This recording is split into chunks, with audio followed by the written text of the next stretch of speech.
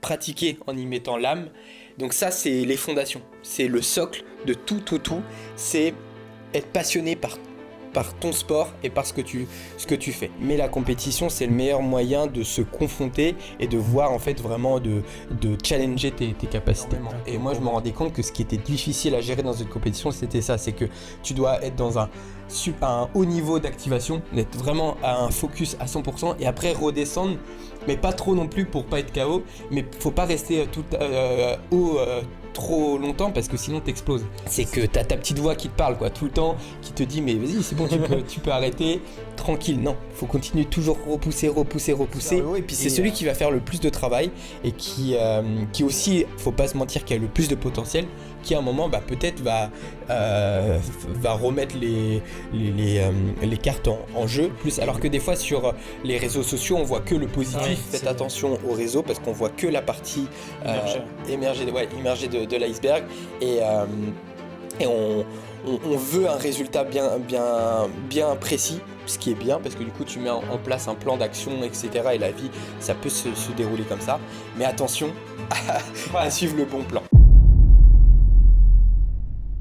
Bonjour à tous et bienvenue pour ce premier épisode du podcast De Bas en Haut. Et aujourd'hui, on se retrouve avec un entrepreneur sportif, coach, formateur et plein de choses.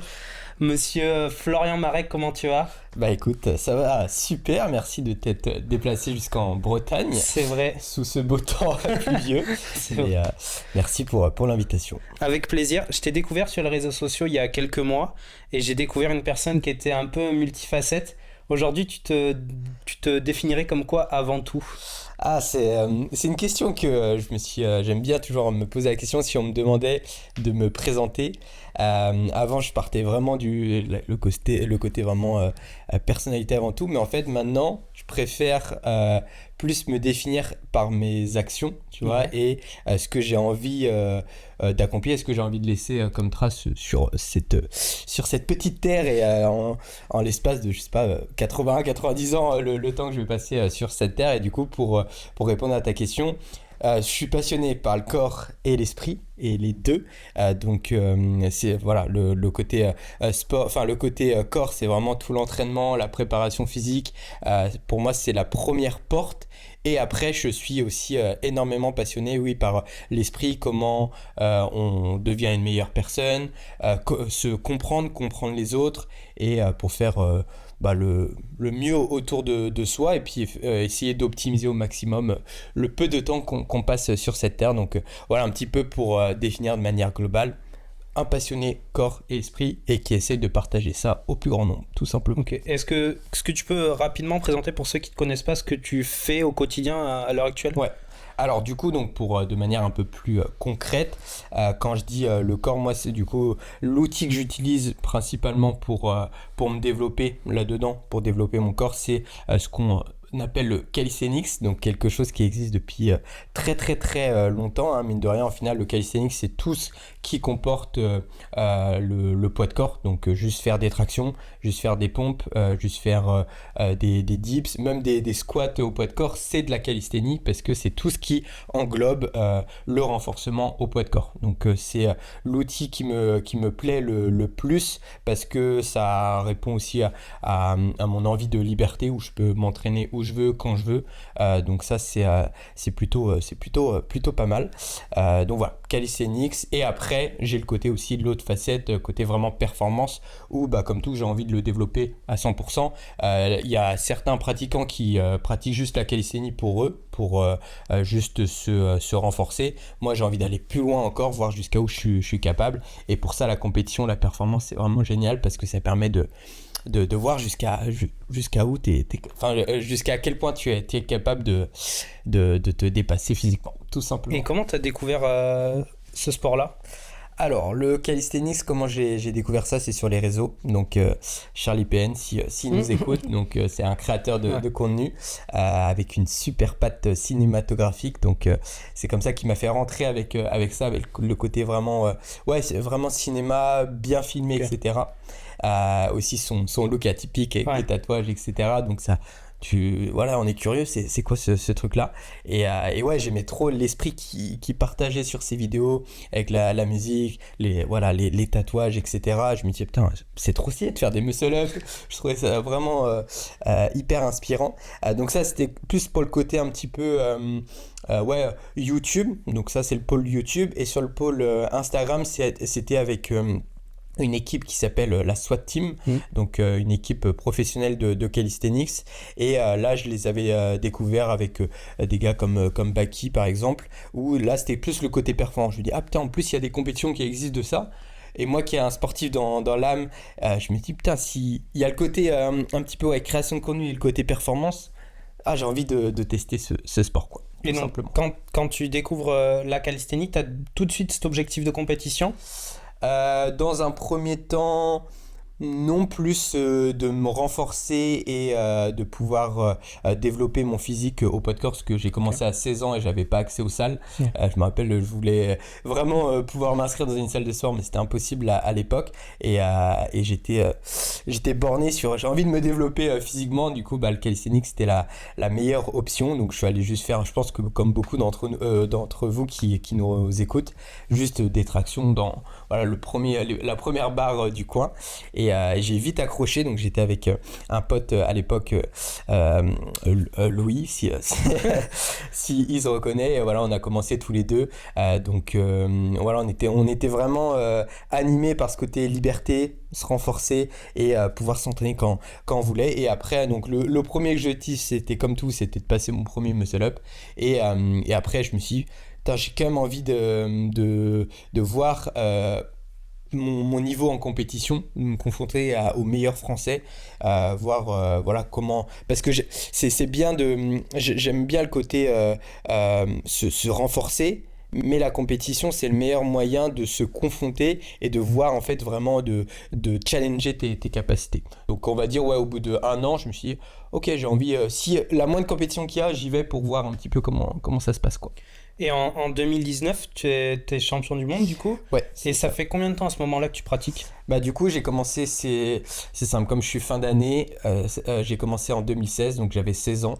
2019, donc 16, 17, 18, ça faisait 3 ans que je faisais ce sport. Et mes premières compétitions, c'était 2018. Et ça s'était pas très bien passé à l'époque, mais j'avais emmagasiné énormément d'expérience, que pour ceux qui le savent pas, le calisthenics, ce qu'on demande, c'est une forme vraiment irréprochable. Et souvent, voilà, tu t'entraînes un petit peu comme tu le souhaites. Peut-être tu ne tends pas vraiment les bras en traction, par exemple. Et en fait, tu arrives en compétition, tu prends une claque parce que on te dit non, c'est pas validé, quoi. Tu fais ah ouais. Et mes premières compétitions, c'était un petit peu ça entre les deux, quoi. J'écoutais les juges, mais par exemple à l'époque je savais même pas ce que c'était le dead stop, c'est ce qu'on appelle un balancier en muscle up. Je savais même pas ce que c'était et on me dit faut faire tes muscle up comme ça. J'étais là, ok. Du coup voilà, c'était énormément d'informations en même temps, mais ça m'a permis d'apprendre énormément sur moi et sur les compétitions, et ce qui a fait que je pense en 2019 j'avais emmagasiné déjà beaucoup d'expérience, et après voilà, la compétition, il suffit d'un jour, et là tous les éléments étaient réunis et il s'est passé ce qui s'est passé, mais voilà. Et comment tu l'as vu cette compétition? Parce que j'imagine que quand tu arrives là-bas, tu es peut-être l'un des plus jeunes dans cette discipline. Ouais. Comment tu vis? T'arrives avec du stress, t'arrives avec tu sais que physiquement t'es préparé, tu sais que tu peux y arriver, ou... Alors, ce qui est très intéressant, c'est que moi, mon passé, c'est passé tennisman. Ouais. Donc, c'est un sport, c'est un jeu d'échecs, mais avec un peu plus l'esprit. Enfin, c'est un jeu d'échecs avec énormément de stratégie. Et j'étais le gars qui stressait énormément. Et toujours, je stresse toujours, mais mon mindset commence à évoluer un petit peu là-dessus, où à l'entraînement, je pouvais surperformer. Je me sentais trop bien, des coups de fou, et j'arrivais en compétition et hyper stressé, quoi, stressé, que des balles dans le filet, et c'était compliqué à gérer. Et ce que j'ai bien, là où je me suis retrouvé en fait dans le calisthenics, c'est que notamment moi, ma discipline, c'est les battles, donc 1 contre 1. tu as un format de 8 à 12 minutes et tu dois finir avant ton adversaire, tout simplement. En fait, là, je me suis bien retrouvé là-dedans parce que le stress n'était pas négatif. En fait, parce que si tu stresses en calisthenics, tu vas pas serrer plus la barre. Enfin, ça va pas avoir une influence de dingue. Donc, je me sentais bien et ça me correspondait bien. Le petit gars qui était énormément stressé. Donc je me suis dit, ah putain, j'ai peut-être... En tout cas, je sens que mon point limitant qui était le stress, il impacte beaucoup moins ma capacité de performance dans le calisthenics. Donc je me suis dit, ok, on va investir un peu plus de temps et d'énergie là-dedans. Et écoute, pour répondre à ta question, 2019, ouais, je suis le plus jeune, mais il y a Rémi aussi, un Français on avait le même âge. Et voilà, c'est un sport tout nouveau. Donc... voilà, je pensais même pas trop à l'âge. Plus ce qui m'impressionnait à l'époque, c'était les nationalités, parce qu'on était beaucoup de nationalités représentées. Il y avait Biélorussie, Espagne, Italie. Donc ça j'étais là, ouais, quand même, c'est du costaud.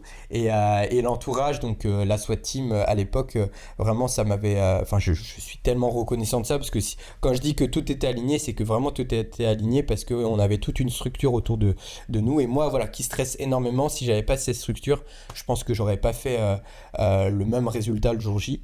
Donc voilà un petit peu pour répondre à ta question. Du stress, mais pas négatif, entre guillemets, et une bonne structure, un bon environnement autour de moi. Et comment tu fais pour gérer justement ce stress? Est-ce que tu as une routine avant compétition, ou une habitude, une musique que tu mets, un truc qui te permet justement d'éviter de trop stresser, ou justement de pouvoir combattre ce stress? Alors, ouais, moi du coup je suis pour contrecarrer un petit peu cette chose-là, j'utilise un peu des stratégies, ouais, comme tu dis, tu vois, des routines. Quand je parle d'expérience, j'encourage tous les gens à faire des compétitions, c'est que en fait ces routines-là, je les ai créées en faisant des compétitions. Et à un moment, j'ai eu un déclic. Et je me rappelle, c'est la compétition juste avant celle-ci en 2019. C'était les All Bars Games à l'époque. Et bah là, je m'étais créé une stratégie, une routine d'entraînement comme ça, c'était venu comme ça, mais j'avais mes écouteurs, une petite boisson, j'avais un peu, enfin ça vient du tennis, genre un truc sucré et de l'eau, donc 2 bouteilles et corde à sauter. Et en attendant mon passage, j'étais là avec n'importe quelle musique, hein, mais avec ma corde à sauter. Et je regardais, je fixais un point et ça me permettait d'être hyper focus. Et c'est une stratégie que j'ai réutilisée après derrière en fin 2019 pour les championnats du monde là, en endurance. Où je me rappelle, vu que c'est des battles, on avait 2 battles le samedi, 2 battles le dimanche, ça fluctue énormément. Okay. Et moi je me rendais compte que ce qui était difficile à gérer dans une compétition, c'était ça. C'est que tu dois être dans un haut niveau d'activation, d'être vraiment à un focus à 100% et après redescendre. Mais pas trop non plus pour pas être KO, mais faut pas rester haut trop longtemps parce que sinon t'exploses. Et c'est ce que j'ai pu faire sur les compétitions précédentes où là je passe, ok, je suis à fond, je m'active et après j'arrive pas à redescendre. Et du coup après la journée elle passe, le temps il passe et t'as plus d'énergie, donc c'est vraiment une grosse capacité à développer de monter haut, de descendre bas. Donc voilà, avant mes battles, ok, hyper focus. Une fois que j'ai fait mon battle, je me cache, je vais m'isoler dans une pièce, je parle à personne et j'essaie de faire de la cohérence cardiaque, de vraiment me concentrer sur ma respiration, beaucoup de respiration nasale aussi, et de me calmer. Et ça, voilà, c'est une stratégie qui marche beaucoup sur moi. De vraiment regarder ma fréquence cardiaque, de monter haut quand c'est le moment et de redescendre bas quand il faut récupérer, quoi, et tout simplement. T'as des programmes tu suis un programme spécial avant une compétition? Comment tu fais en fait? T'as quelques mois avant une préparation physique qui est sur combien de temps avant, etc. En fait, tu as un programme spécifique? Alors, ça dépend des compétitions, mais oui, sur je m'entraîne toute l'année, tout simplement. En fait, moi j'aime bien toujours prendre, vu que c'est un sport nouveau pour que les gens on se comprenne tous, par exemple, voilà, de la course à pied, tu vas avoir la personne qui va faire tous ses kilomètres sur toute l'année, et si dans un mois il a le marathon de Paris, c'est une échéance bien précise dans son calendrier, là oui il va être peut-être un peu plus spécifique et il va se focaliser beaucoup plus sur l'échéance qui est du coup un 40 km en marathon, donc il va être un peu plus spécifique. Mais tout le reste de l'année, soit il va faire beaucoup de capacité, beaucoup de volume, il va travailler aussi ses points faibles, ses points forts, plus travailler un peu sa vitesse, travailler plus son fond, enfin voilà, ça dépend de chacun. Et moi, du coup, c'est ce que je fais sur toute l'année. Et je regarde dès qu'il y a une compétition. Et donc, dès qu'il y a une compétition, ok, je regarde c'est quoi la spécificité du jour J. Qu'est-ce qu'on va faire le jour J? Et moi, là, en l'occurrence, cette année, et moi, c'est ce que j'ai envie de développer sur le calisthenics, c'est les battles. Un contre un, donc c'est assez complexe parce qu'on ne sait pas exactement qu'est-ce qu'on va avoir comme format, mais on connaît les mouvements. Donc voilà, il faut travailler ces mouvements avant tout, et puis après faire en sorte d'être prêt le jour J. Donc de vraiment travailler énormément sur du volume au début, loin de l'échéance, et plus tu approches de l'échéance, plus tu réduis le volume et tu fais beaucoup plus de spécificité et d'intensité. Et voilà, après, s'il n'y a que la performance qui va voir si ton plan, si ton programme d'entraînement était bien, est bien formalisé, quoi. Et ça, vous vous entraînez des fois un peu avec les autres athlètes, enfin, vous connaissez un peu sur le circuit monde, si je puis dire?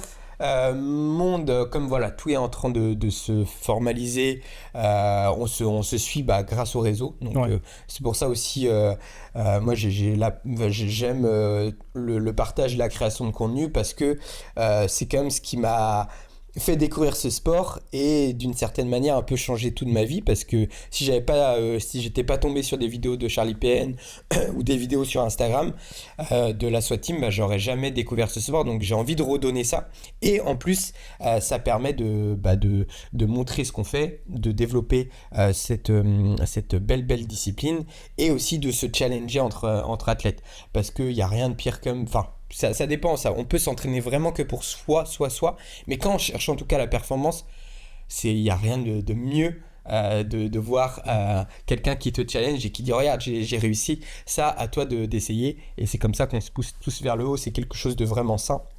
Donc ouais, il y a pas mal de communication, et c'est pour ça que j'essaye de développer mon anglais aussi, pour pouvoir communiquer avec tous les athlètes de l'étranger. Et voilà, on va voir cette année. Non, là on se retrouve tous en Allemagne au FIBO, donc ça va être l'occasion. Depuis 2019, on s'était pas retrouvés tous les meilleurs athlètes d'endurance, donc là j'ai hâte de voir comment ça a évolué, quoi. Et comment tu te sens là pour la compétition?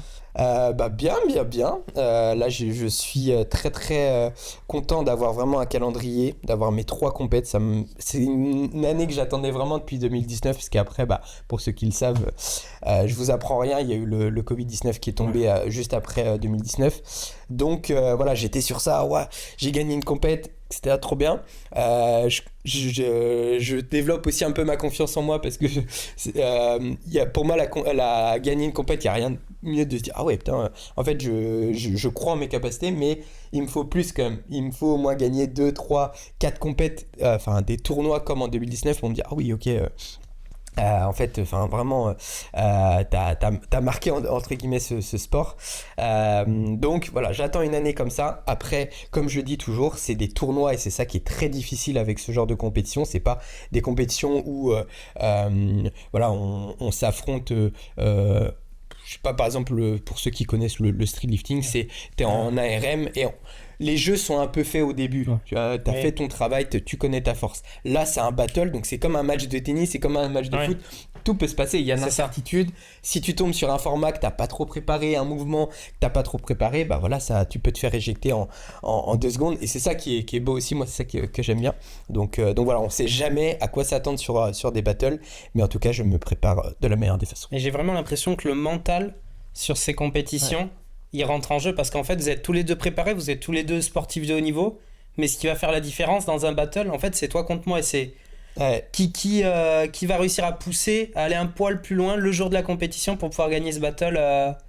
Et justement, en parlant de ça, qu'est-ce que ça t'a apporté le street lifting, et de faire comme ça de la compétition, de pouvoir se repousser dans la vie que tu pourrais remettre dans la vie de tous les jours aujourd'hui Ouais, alors très intéressant. Donc, déjà sur le côté mental, donc ouais, pour ceux qui connaissent pas trop, il y a donc un peu deux facettes qui se construisent dans le calisthenics. T'as la facette donc street lifting 1RM, donc là c'est vraiment de la force, c'est développer la charge la plus lourde possible sur une répétition. Et t'as l'autre pôle qui se développe, les battles, donc plus endurance de force, où là voilà, t'as beaucoup plus d'incertitude, et peut-être que le mental le jour J, après c'est différent, mais il peut en tout cas l'effort est plus long. Tu vois, moi, ce que j'aime bien dire, c'est que un RM, c'est un peu plus mathématique. Tu vois, c'est très, c'est très mathématique. C'est une charge, donc tu dois être prêt à ce moment-là, etc.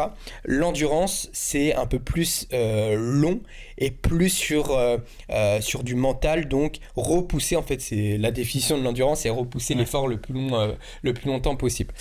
Donc voilà, c'est deux un peu facettes différentes. Et du coup, juste pour les battles, bah, on a les mêmes armes, on s'est entraîné pareil, mais là aussi où ça va faire la différence, c'est que là où c'est un peu plus complexe, c'est il faut vraiment analyser le battle, analyser le format, aussi voir ne pas trop s'enflammer par rapport à son adversaire. Souvent il y en a plein, tu sais, ils partent au tout début, ils partent à fond. Mais le battle c'est 8-10 minutes, donc c'est un marathon, donc faut bien gérer son effort. Et donc voilà, pour répondre un peu à ta question, c'est tout un esprit, voilà, corps, esprit, être intelligent, ne pas partir tête baissée comme un fou sur son battle et exploser.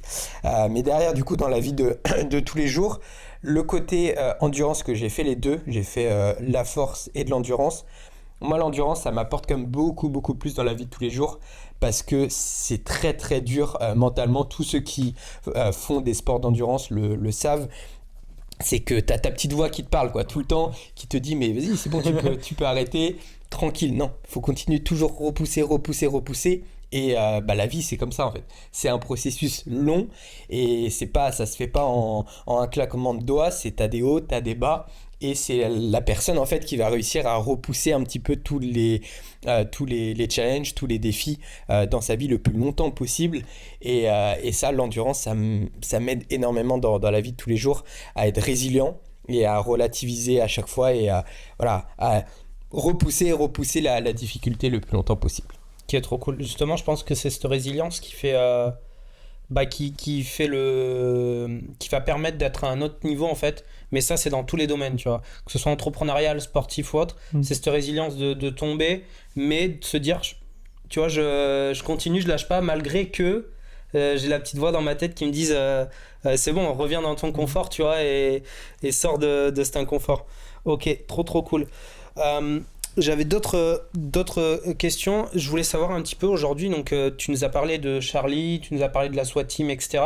Est-ce que tu as vraiment des sources de motivation, que ce soit dans cette discipline ou même en général dans la vie, qui tous les jours te poussent à donner le meilleur, ou en tout cas à être là où tu en es?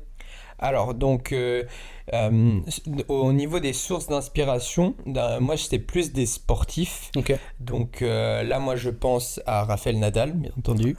C'est un gars qui m'a donné des frissons, et c'est pour ça que je fais du sport, hein. Moi, c'est pour vivre des émotions, et les transmettre. Après, derrière, c'est encore mieux. Donc, ouais, Rafael Nadal, moi, c'est une preuve de résilience. Je le connais pas du tout personnellement, mais du peu que je vois, c'est un mental d'acier. Quelqu'un, si je dis pas de bêtises, je crois qu'au début il était droitier, et c'est son tonton qui l'a forcé à devenir gaucher. Donc déjà, ce mindset là, c'est une folie. Je crois que c'est par rapport à son œil, hein, comme ça il lui a dit, si t'es droitier, donc tu vois comme ça, la balle comme ça, mais si on te passe gaucher, tu vas avoir une vision différente. Ou je sais plus trop l'explication. Pour ceux qui savent, mettez dans les commentaires. Mais voilà, déjà ce mindset il est fou, donc après ça conditionne toute ta vie derrière. Donc ouais, Rafael Nadal, Kevin Mayer aussi, pour le côté complet, côté vraiment être un athlète hyper complet, qui a une vision vraiment holistique aussi, corps et esprit. J'aime bien aussi Vincent Louis dans le triathlon. Donc ça, peut-être c'est quelque chose un peu plus niche. Ceux qui font du triathlon, c'est obligé que vous le connaissez. Pareil, j'ai pas poussé à fond la personne, mais c'est plus moi les documentaires que j'ai vus de lui, le mindset qu'il a. Et le triathlon, c'est pareil, on rejoint, c'est vraiment le côté être bon dans 3 disciplines, et c'est un mindset de fou. Donc voilà, Vincent Louis, et aussi Willy George en CrossFit. J'aime bien son mindset, pareil, créateur de contenu. Énorme, on aimerait beaucoup l'avoir là sur le podcast. Bon bah si jamais il écoute, je lance pas, mais je pense que il y a moyen super intéressant l'avoir. Ouais, j'aime beaucoup son mindset. Donc tu vois, ça c'est des choses qui m'inspirent en fait quand je regarde des vidéos YouTube. Ça m'inspire, on va dire, un peu à court terme, mais aussi à long terme, mine de rien, parce que voilà, ça a construit la personne et l'athlète que je suis. Mais après, j'aime toujours revenir un peu au concret et à la vie de tous les jours. Et moi, je le dis toujours, ce qui m'inspire, c'est quand même mon entourage proche, en fait. Parce que c'est là où tu vois vraiment tout. Tu vois que ils font face aussi à des murs, qu'ils ont des hauts, des bas, et c'est ça qui m'inspire le plus. Alors que des fois, sur les réseaux sociaux, on voit que le positif, et tu peux te dire, putain, ça, il m'inspire ce mec-là, mais tu sais même pas comment il réagit face à des problèmes. Et ça se trouve, dans les problèmes, il t'inspirerait pas parce que soit il est fui, soit il fait autre chose. Et c'est pour ça aussi, le côté être complet, ça m'inspire énormément parce que t'es obligé de faire face à tes faiblesses pour devenir complet. Moi, je sais, j'ai pas une mobilité d'enfer. Par exemple, pour ceux qui connaissent, le pistol squat, c'est une horreur pour moi. Les handstands, c'est une horreur pour moi. Mais j'ai l'humilité, j'ai la résilience de je vais travailler là-dessus, et c'est ça qui m'inspire. Et du coup, il y a que dans la vie de tous les jours, tu vas voir, parce que peut-être que il y a certains athlètes qui t'inspirent, mais en fait, ils ont jamais travaillé dans leurs points faibles, en fait. Donc ça, faut faire attention. Donc moi, ce qui m'inspire, c'est la personne qui est bon dans ses points forts et qui en plus fait le travail aussi sur ses points faibles.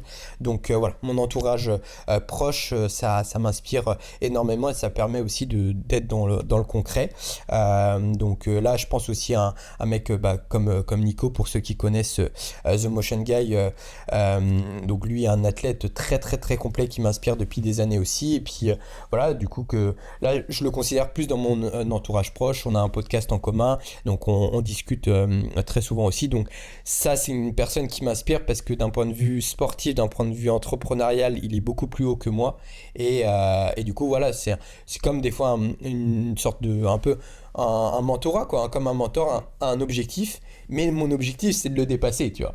Mais que c'est ça, en fait, c'est pas un truc négatif où lui il va tout faire pour pas que je le dépasse. Non, c'est que on se tire évolue tous ensemble, voilà, vers le haut.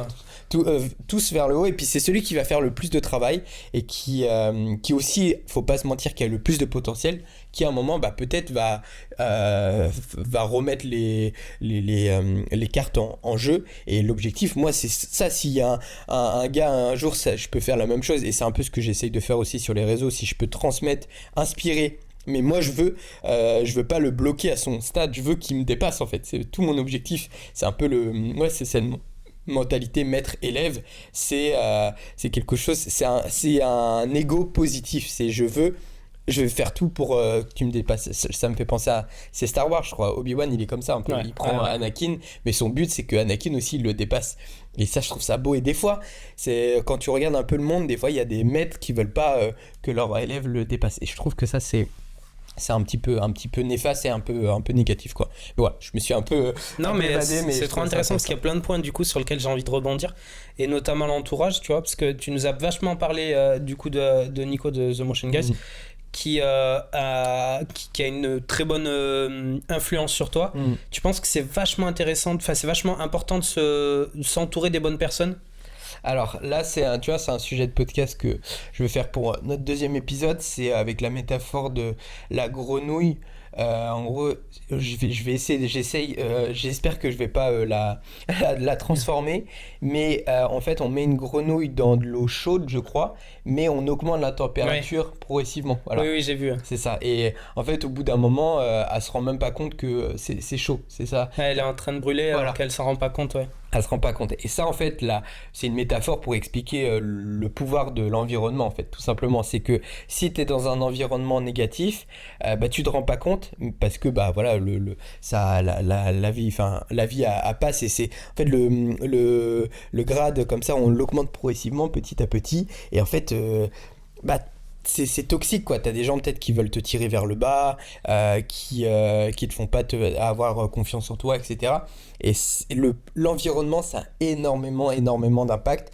Surtout, je pense, sur des personnalités comme moi qui sont très sensibles justement à leur environnement, aux personnes tu vois, qui calculent un petit peu tout inconsciemment, toutes les réactions des gens. Et moi, l'environnement, il faut que je sois dans un environnement positif, d'où bah là comme on en parlait en off, je prépare 3 compètes, du coup je suis revenu en Bretagne, je me sens vraiment bien et je le sens en fait, j'écoute ma petite voix, je sens que ah là je me sens bien en fait. Et derrière, je mets toutes les chances de mon côté pour faire la plus grosse performance. Donc que ça soit d'un côté sportif, mais du coup dans l'entrepreneuriat ou quoi, bah, c'est la même chose. Nico, bah, c'est un environnement positif, qui a une grosse vision, qui a fait des choses, qui est dans l'action tout le temps, qui est tout le temps dans l'action, et ça me pousse vers le haut pour vraiment développer un maximum de projets, et parce qu'on a les mêmes valeurs aussi où on va pas faire des projets contre nos valeurs, c'est toujours aligné avec notre vision, nos principes.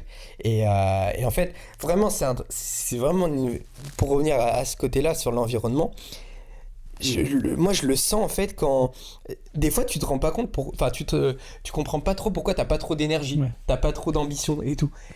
Et en fait, à un moment, tu switches, tu vas dans un autre environnement et là, tu as plein de créativité, tu as plein de trucs. Et ça fait énormément la différence. Et moi, c'est ce que je suis allé chercher à Bali où j'étais un peu solo quand j'étais à Lyon. J'étais, parce que j'ai du coup une entreprise en ligne. Donc j'étais derrière mon ordi, mais du coup, bah, je sentais mon énergie qui commençait à diminuer parce qu'à un moment, j'avais plus cette flamme, quoi. Ouais. Et là, quand tu es entouré tout le temps de personnes avec de l'énergie, avec des ambitions, mais ton cerveau il s'arrête jamais quoi. Et voilà, l'environnement est tellement important parce que ça contrôle énormément de tes actions futures quoi. Trop cool. Re tout le monde, du coup on a eu la petite coupure, vous avez pas vu, mais on a fait 2-3 petites modifications. Du coup on était en train de parler voilà, de l'entourage, qui est pour toi super important, et pour moi je pense que c'est la clé pour réussir, que ce soit dans le sport, dans la vie, dans le business, etc. Si t'as un mauvais entourage, c'est très compliqué de s'en sortir. Et c'est pour ça que c'est important justement d'avoir un peu comme dit le proverbe, t'es la moyenne des 5 personnes que tu côtoies. Et moi, je suis totalement d'accord avec ce proverbe-là.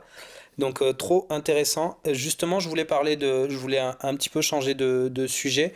Depuis tout à l'heure, tu nous parles vachement d'être complet, d'être un homme complet. Ça, c'est un peu ta phrase que j'ai vu qui remonte, qui est revenue plein de fois.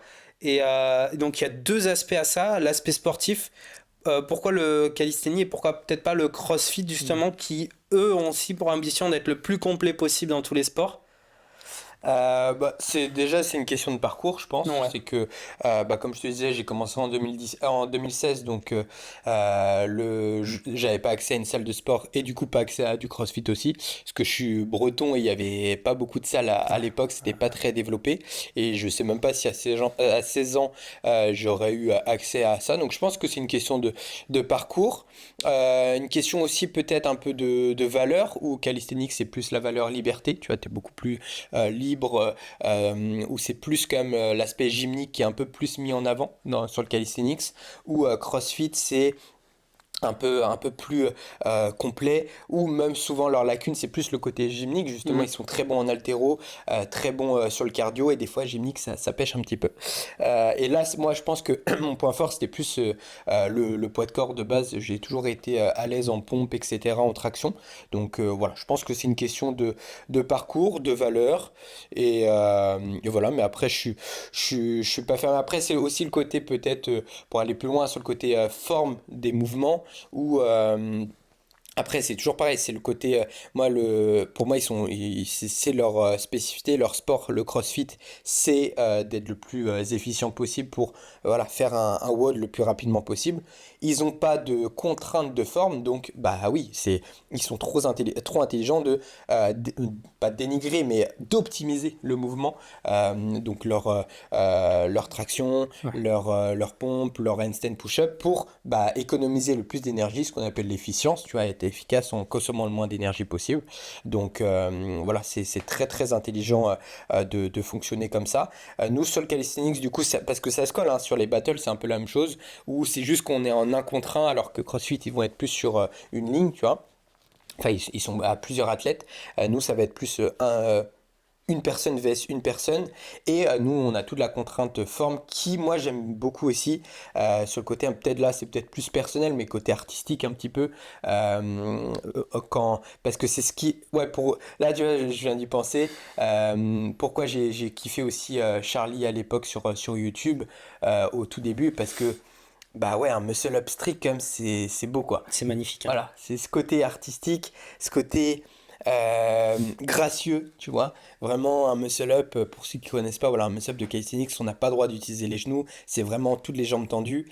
Et voilà, moi je pense que c'est une sensibilité aussi que j'avais sur le côté un peu ouais, toute artistique et ouais, la grâce quoi. La grâce des mouvements, je trouve ça vraiment beau. Après, voilà, c'est tout un combat aussi qu'on a à mener parce qu'en battle, vu qu'il y a de la vitesse, on doit finir avant l'autre, on a vite à dénigrer le mouvement. Donc il faut trouver le parfait équilibre entre qualité et quantité pour rester quand même très très propre. Et ça, c'est tout un travail de longue haleine qui est devant nous. Et donc là, on a eu le côté sportif. Et Ouais. pour le côté un peu plus personnel, c'est quoi pour toi être un homme complet? Alors du coup, donc ouais, ce créneau-là, enfin cette phrase un petit peu homme complet, c'est venu avec notre podcast avec Nico. Donc c'est un peu comme pour redéfinir un peu notre podcast, c'est on rentre par la porte du sport. Donc comme je me suis présenté en intro en fait, corps et esprit. Donc au début on fait vraiment, on est dans l'action et on se renforce physiquement. Et pour nous c'est la meilleure porte parce que c'est là où tu apprends énormément de principes. Parce que plein de principes qui vont s'appliquer dans ta vie derrière. Parce que si tu t'entraînes pas, bah tu récoltes pas les fruits de ton travail tout simplement. Tu vois, c'est comme ça. Si tu t'arrêtes de t'entraîner, tu perds hyper rapidement. Donc ça peut être vu des fois de manière ingrate, de manière difficile. Mais en fait non, c'est la vie. Tu vois, c'est que la vie c'est pas le monde des bisounours. C'est dur et la nature ça fonctionne comme ça. Faut toujours travailler tous les jours, tous les jours, tous les jours. On ne demande pas de travailler euh, hyper, enfin, à 10 000%. Tu vois, la nature, c'est constant, quoi. Mais c'est juste que quand tu t'arrêtes, bah, c'est là où ça part en décadence et ça part en couille, quoi, tout simplement. Donc voilà, on rentre par la porte du corps pour après se forger un esprit. Donc ça passe par ouais, la philosophie et toutes les discussions qu'on a, comprendre du coup nous, comprendre les autres. Et voilà, faire le mieux autour de ça. Voilà, pour moi, l'athlète complet, enfin l'homme complet, c'est un mec qui a fait le travail physiquement, qui a compris toutes ces choses-là, et qui après, dans sa vie de tous les jours, bah, il est capable d'être le pilier de sa famille, tu vois, de vraiment de d'assumer un maximum de responsabilités et de savoir que ouais, faut faire le travail parce que si tu te laisses aller, et bah c'est enfin si on part loin, c'est toute ta famille qui peut être en péril, etc. Donc voilà. Assumer ses responsabilités et essayer d'emmagasiner un maximum de compétences. Et comme j'aime bien le dire, on est aujourd'hui dans une génération où on a la chance de pouvoir un peu toucher à tout. Donc avant c'était un peu moins le cas. Maintenant voilà, on peut être caméraman, podcasteur, C'est vrai. créateur de contenu, formateur. Enfin on peut toucher à plein de choses. Donc c'est ça aussi être un homme complet, c'est essayer d'augmenter tes niveaux de compétences partout quoi, dans tous les domaines. Voilà, qui s'offre à nous, tout simplement. Trop bien. Et j'ai une petite dernière question avant qu'on passe sur des questions un peu plus pratiques et après on changera de thématique. Euh, on l'a pas précisé, mais toi, tu été une personne qui a été un peu anorexique dans ta vie. Ouais, au tout début. Et Ouais. moi, ce qui m'a. En fait, on est passé donc, d'une personne qui a été anorexique à un champion du monde dans une discipline. Et je voulais savoir, en fait, concrètement, est-ce qu'il y a eu un moment clé dans ta vie ou qu'est-ce que tu as mis en place? Qu'est-ce qui t'a permis de passer de la personne anorexique au champion du monde dans ta discipline? Bah déjà en fait là encore une fois ça passe par là c'est un peu voilà développement personnel mais le côté j'ai compris on va dire il y a quelques mois pourquoi j'avais eu ce passage anorexique en fait j'avais tous les éléments pour qui est je veux contrôler un maximum de paramètres Je sais que l'apparence, c'est important. Je veux être le plus performant possible, donc dans mon sport et dans la vie de tous les jours. Donc, j'ai commencé à m'intéresser à la nutrition, à la musculation, du coup, comment se renforcer physiquement. En fait, et le paramètre surtout que j'ai compris dernièrement, c'est le côté où moi j'ai un spectre de personnalité beaucoup plus émotif, sur l'émotion, sur ouais, un peu l'histoire. En fait, ce que je veux expliquer par là, c'est que par exemple, Nico, on est un peu les deux opposés. Lui, il est plus donc le mec matheux, rationnel, tu vois. Donc, voilà, il est rationnel, donc il va pas fonctionner de la même manière que moi. Où moi, je vais être beaucoup plus, un peu, on va dire, dans le côté un peu plus, le spectre un peu plus philosophie, euh, storytelling. Et c'est pas pour rien, du coup, que moi j'aime bien l'endurance, parce que ça, c'est lié à ça, c'est que j'aime bien moi, le sport, si j'ai commencé le sport, c'est pour vivre des émotions. Et donc, ça part de là, donc émotion. Donc, après, si je fais des mauvais choix, si je suis dans un mauvais environnement, bah, ça peut créer ça peut créer le tunnel parfait pour des troubles du comportement alimentaire parce que j'étais livré à moi-même où, ok, j'ai envie d'avoir une bonne alimentation, d'être bien physiquement. Et c'est juste que j'ai utilisé le mauvais outil, mais en soi ça a marché. C'est que je me Ouais. suis dit, ok, être en restriction calorique, en déficit calorique, je vais m'entraîner comme un fou, et voilà, je vais faire la différence là-dessus. J'étais obsédé par tout ça, et c'est juste que tu te rends pas compte qu'en fait, Ouais. t'es juste pas sur le bon processus, en fait. Mais en soi, le chemin, enfin le résultat, il a marché, tu vois Oui, ce oui, que je veux dire. oui, Tu oui. vois. Mais j'étais pas du tout sur le bon Non. processus. Et pour ceux qui nous écoutent aujourd'hui, c'est ça l'importance. Et je pense que ces podcasts, c'est vraiment une mine d'or pour ça, euh, vous, euh, de vous éduquer un peu sur ça. Faites attention au réseau parce qu'on voit que la partie Immergé. immergée de l'iceberg. Et, euh, et on veut un résultat bien précis, ce qui est bien, parce que du coup, tu mets en place un plan d'action, etc. Et la vie, ça peut se dérouler comme ça. Mais attention à Ouais. suivre le bon plan, à suivre C'est ça le justement le bon problème programme, quoi. aujourd'hui avec les réseaux sociaux, c'est que beaucoup de personnes voient des sportifs qui ont ou même des entrepreneurs ou autres, des personnes qui ont des résultats extraordinaires, mais personne voit tous les échecs, tout le travail. Mm, Des fois, il y a des gens qui se créent des troubles, alors que tu as des personnes aujourd'hui qui sont sur les réseaux sociaux qui sont peut-être pas forcément naturelles, mm. qui ont tout l'entourage derrière, qui ont toutes les personnes pour s'occuper d'eux. Sauf que il y a beaucoup de choses qui montent pas et tu vois au réveil au final c'est une personne comme tout le monde Ouais. qui qui est pas tout beau tout propre comme on peut le voir sur les réseaux sociaux et ça c'est important aussi de le préciser tu vois de se dire de avouer que ouais t'as été affecté aussi un peu par ce truc des réseaux sociaux et Ouais. Ah oui. de tout ce côté parfait qu'on peut voir sur les réseaux alors qu'en fait derrière tout ça il y a tout un autre monde tu vois. Il y a tout un autre monde, et puis le temps fait toujours, le temps, c'est le meilleur ami, parce qu'en fait, faut apprendre à se connaître soi. Et voilà, juste de savoir que tu es plus sur le spectre un peu plus émotion, etc. Et ça peut être des portes un peu plus pour Ouais. le trouble alimentaire. Donc juste déjà, en fait, le savoir pour être conscient, pour pouvoir mettre un plan par rapport à ça. Je trouve que c'est important. Juste être conscient de ça, de se poser, d'être vraiment juste en phase avec soi-même, et de se comprendre, tout simplement de se comprendre soi-même. Et après, voilà, on fait des erreurs, etc.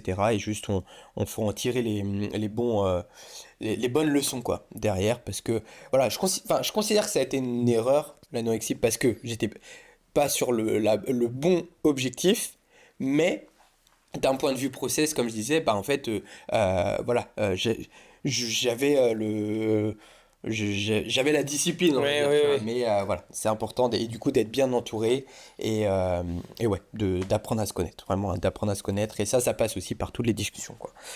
De pas rester tout seul, de parler avec ses amis, etc., Tout à fait. de tout, quoi, c'est important. Tout à fait. Trop bien. J'ai quelques petites questions un peu pour les personnes qui t'écoutent et qui aimeraient avoir des questions un peu plus pratiques, des réponses plus pratiques. Mhm. Aujourd'hui, est-ce que tu pourrais nous donner quelques conseils pour réussir son premier muscle-up? Pour réussir son premier muscle-up, Alors, moi, j'aime toujours partir. J'ai du mal à répondre directement à une question comme ça dépend. Je prends Ça toujours le dépend du contexte. niveau, En fait, etc. voilà, le plus important, c'est le contexte. Donc, moi, c'est ce que je me demande toujours. C'est depuis combien de temps, en fait, tu t'entraînes, quel est ton nombre de tractions maximum, est-ce que tu as déjà testé des tractions lestées? Voilà, déjà un peu. Moi, j'ai besoin d'un maximum d'informations pour aiguiller au maximum après mes conseils derrière.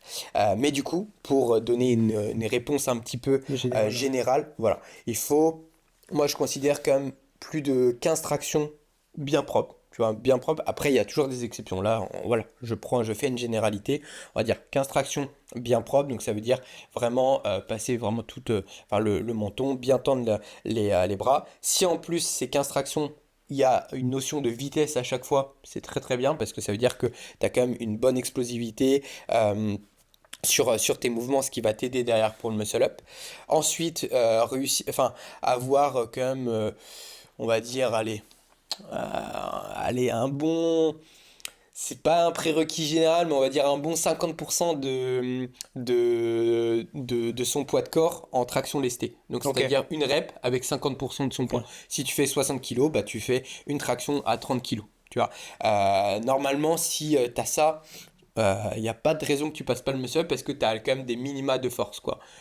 C'est que tu arrives à développer la moitié de ton corps. Et après, ça, c'est tout, on va dire, les prérequis un petit peu. Mais après, derrière, il faut être capable de bien comprendre la technique. Et moi, mon premier conseil, c'est déjà bien se balancer, juste la bascule, et de comprendre que tu vois, ça te demande pas trop d'énergie, juste d'aller de devant en derrière. Tu vois, juste comme ça. Souvent, bah, les gens, ils utilisent les hanches, ils comprennent Euh, pas. Et non, juste, tu fixes un point devant toi, tu vas chercher, et en fait, tu fais 5 6 allers-retours comme ça. Ça, c'est le premier truc.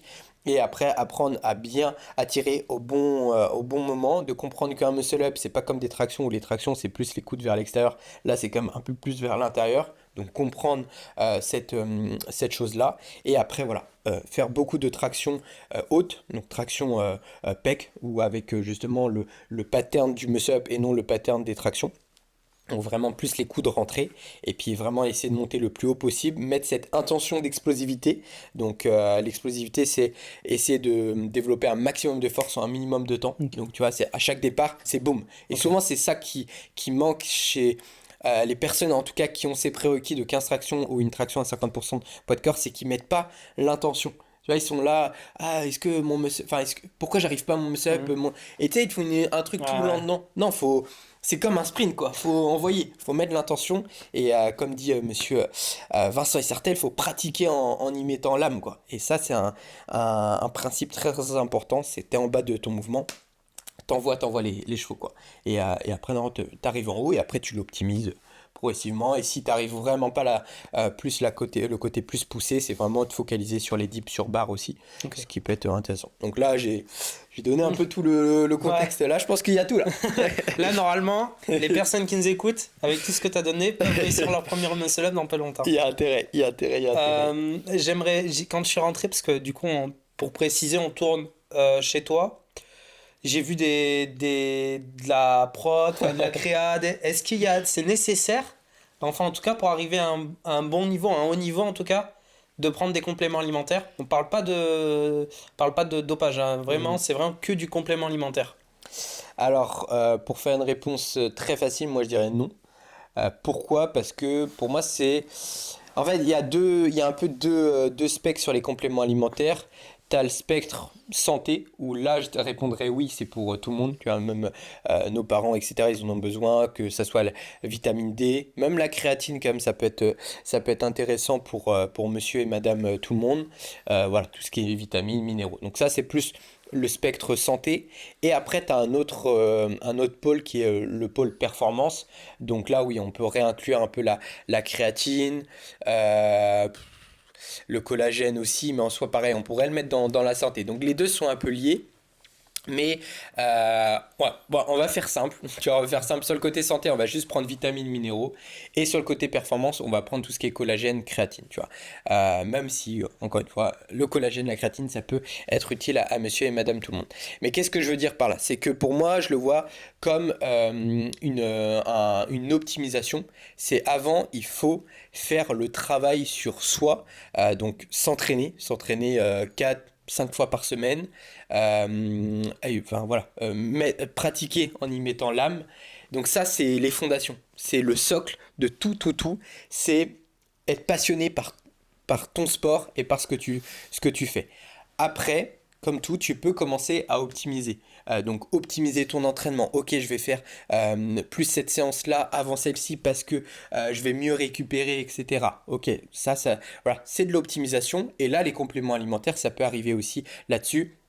Si je prends de la créatine, bah, peut-être que je vais pouvoir repousser un peu mon effort un peu plus longtemps. Donc oui, ça va avoir un impact sur le long terme. Mais il ne faut pas griller les étapes parce que, en fait, je pense que ma réflexion en fait, autour de ça, c'est que si directement tu reposes tout Hmm. sur les compléments alimentaires, c'est quelque chose, entre guillemets, que tu contrôles pas. Parce que si demain on les enlève, t'es nu. Et Ouais. moi, j'aime trop ce truc-là, c'est ma philosophie de l'entraînement et même de la vie de tous les jours. Je veux augmenter mon potentiel de base. Si j'étais vraiment à poil, si j'ai aucun outil, je vais être le plus fort à ce niveau-là. Et après, je vais utiliser les autres outils pour optimiser mon entraînement. Mais c'est moi qui contrôle ces outils-là. Si je les enlève, ça va pas avoir un impact sur mon mental et sur mon physique. Ça, c'est hyper important. Et voilà, c'est cette réflexion que je voulais pousser sur les compléments alimentaires.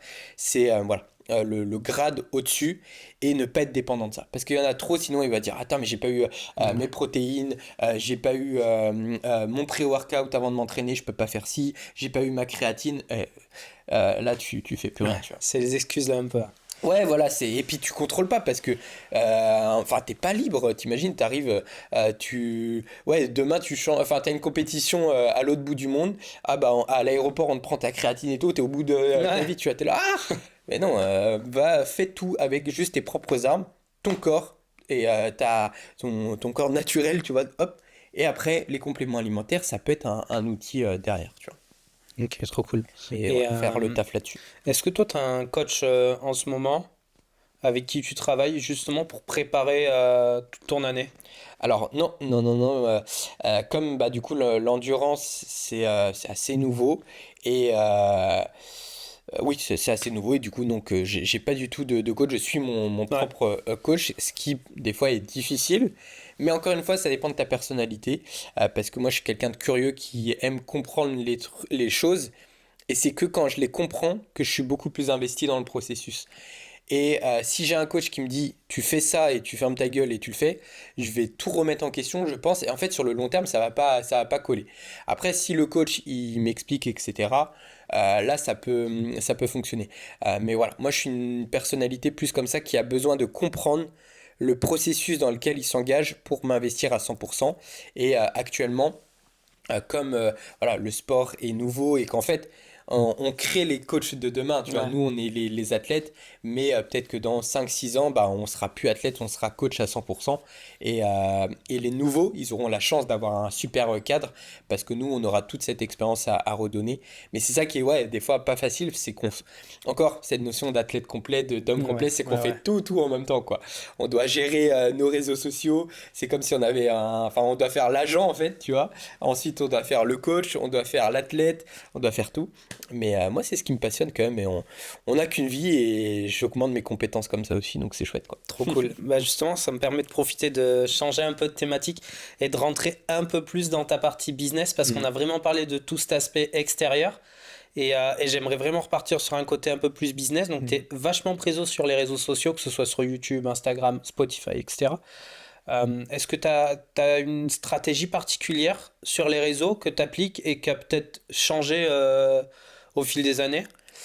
Alors, c'est en fait la même philosophie que ce que je te disais avec l'entraînement. Ouais. C'est les fondations, c'est la passion, tu vois. Hmm. Vraiment, Insta, moi, je l'ai fait juste par passion avant tout. C'est juste mon journal de bord. C'est juste garder une trace de ce que je fais. Et le switch a été, bah oui, quand j'ai commencé le calisthenics, en fait, avant, je postais rien sur les réseaux parce que j'avais un compte comme tout le monde, c'est un compte Ouais. personnel. Et je me dis, mais ça a aucune valeur ajoutée. On s'en fout des vacances que je fais, de cette photo-là, on s'en fout. Et ça a été le switch quand j'ai commencé le calisthenics. Et là, je me suis dit, là, j'ai l'impression qu'il y a une valeur, en tout cas, à partager. Peut-être, voilà, tu vas inspirer un petit peu avec une nouvelle méthode d'entraînement, un petit peu. Et tu redonnes aussi ce que ce sport t'a donné, ou moi, j'ai découvert via les réseaux. Et j'ai envie de boucler la boucle, quoi, de continuer ce cycle-là. Donc voilà, le socle, la fondation, c'est les passions, c'est la passion, c'est vraiment, je me force pas à faire des reels, à faire des stories. Ça, c'est un truc qui me passionne, je le fais en fait pour moi, pour garder une trace, Ok. parce qu'après je supprime tout sur mon téléphone, tout est sur mon Instagram. Donc ça a été le premier socle. Ensuite, il y a eu l'arrivée de YouTube, où là, je l'ai plus vu sur le côté éducatif. Je me suis dit, putain, Insta, c'est le plus le côté performance, c'est chouette, mais j'ai envie de partager le côté un peu comment maintenant, oui, monsieur et madame tout le monde qui a envie de passer un muscle, comment il fait. Et là, j'ai découvert une nouvelle passion qui est bah, la création de contenu en fait. Tu T'es derrière ton PC, t'écris un script, une vidéo, tu écris une structure d'un point A à un point B. Ma première vidéo justement ça a été sur ça, sur le muscle up, comment passer son premier muscle up. Bah là ça m'a passionné en fait, c'est comme à l'école, j'adorais ça, c'est la structure de t'as une introduction, t'as une thèse, une antithèse et une conclusion, et c'est le format que j'utilise pour l'instant sur YouTube. Ok. Et ça me passionne, mais ça c'est beaucoup plus professionnel parce que ça demande beaucoup plus de temps. Du coup t'as l'écriture, t'as le tournage et t'as le montage, t'as la publication. Donc c'est beaucoup plus complexe, mais du coup je m'épanouis beaucoup plus sur YouTube et c'est plus une vision long terme aussi. Et où bah, voilà, j'ai les deux côtés. Insta qui va plus être le côté performance, etc. Et YouTube plus le côté éducatif et le côté transmission. Donc voilà un petit peu pour la stratégie. Et après la stratégie, on va dire finale, donc ça c'est des canaux d'acquisition d'une certaine Ouais, manière. bien En fait, sûr. c'est ce que j'ai compris au fur et à mesure. Je me suis dit, Bien attends, mais sûr. en fait, c'est quand tu comprends que tu as des marques qui s'intéressent à toi. Que tu fais des bonnes ventes aussi, mine de rien, tu vois. Tu te dis, mais attends, mais c'est que pourquoi ils viennent me voir? C'est qu'il y a un potentiel en fait, tu vois. Et j'ai pas envie d'être juste un panneau publicitaire, tu vois. Mm. Donc c'est pour ça que moi, les marques avec qui je travaille, c'est des marques que je consomme. Pour les citer, Gornation et Nutrimus, c'est des marques moi que je consomme personnellement et c'est une fierté de les avoir comme sponsor. Donc ça, c'est un premier point. Mais après, derrière, je me suis dit, oui, ok, mais eux, en fait, c'est des entrepreneurs derrière. En fait, c'est des entreprises. Et pourquoi toi, tu créerais pas ta petite entreprise? J'ai toujours eu cette petite voix, quand même, depuis tout petit, qui me dit, ah, un jour, je serai chef d'entreprise, j'aurai mes propres projets, parce que c'est ce qui m'anime dans la vie. Et c'est quoi mes compétences? C'est la programmation, c'est comprendre l'autre aussi, et c'est transmettre. Donc à partir de là, j'ai commencé par du coaching one-one. Donc bah, les personnes, en fait, c'est parti de là. Les personnes, ils venaient me contacter directement sur Instagram parce que bah, c'était le canal d'acquisition. Ah, j'ai envie d'atteindre cet objectif, de me préparer pour ce concours, etc. Donc j'ai commencé comme ça. Et au bout d'un an, en fait, j'ai vraiment construit toute ma méthode d'entraînement, tout mon système d'entraînement. Et je me suis dit, attends, mais là, je peux le partager à un plus grand nombre. Mais la transition, elle est difficile parce que on revient un peu à ce côté où il faut que tu trouves le parfait curseur entre individualisation et généralité. Et le gros game changer, ça a été du coup mes premiers programmes, ça a été programme endurance, que c'est ma spécialité, comment augmenter ton nombre de répétitions. Et en fait, comment je fonctionne, c'est simple, c'est des groupes de niveau. En fait, Ok. voilà. Si tu as un certain niveau de traction, bah, tu prends le programme débutant, Ouais. ensuite intermédiaire, confirmé et avancé. Et moi, de l'autre côté, ça me permet d'individualiser. Parce que, Ok. ok, il a ce niveau-là, ok, donc je vais lui construire son programme par rapport à ça. Donc voilà. Et derrière, du coup, c'est un peu tout l'écosystème. C'est Insta, YouTube, qui sont les canaux d'acquisition, ma vitrine, où c'est du contenu gratuit. Et après, si tu veux aller plus loin et vraiment avoir ton programme, et ben là, c'est du contenu payant via mon site internet derrière, quoi. Donc voilà un peu Ok. pour le côté un peu Ok. entrepreneurial. Ok, trop intéressant parce qu'au début, je pensais que tu vendais un programme qui était déjà préfet Hmm. avec un niveau facile, intermédiaire et débutant, enfin, etc.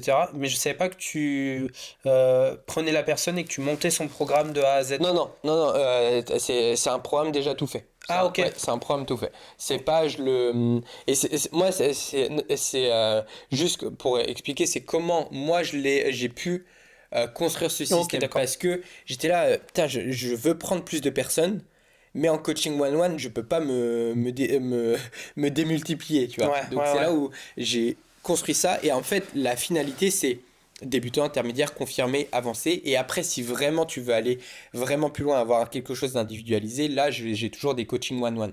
Voilà. Ok. Mais en fait, tu as déjà énormément de valeur dans ça parce que c'est pas juste un simple programme. Je l'ai appelé programme pour que ça soit Ouais, ouais, facile d'un point ouais. de vue marketing, mais en soi, c'est des formations. C'est comme à l'école, quoi. Tu as les modules théoriques pour t'expliquer le programme, les modules pratiques, des séances comme si j'étais avec la personne, et après son programme. Et là, tous les résultats que j'ai eus déjà avec les personnes, j'ai énormément de feedback, énormément de retours. Tu vois, déjà, ça, c'est les fondations, c'est le socle.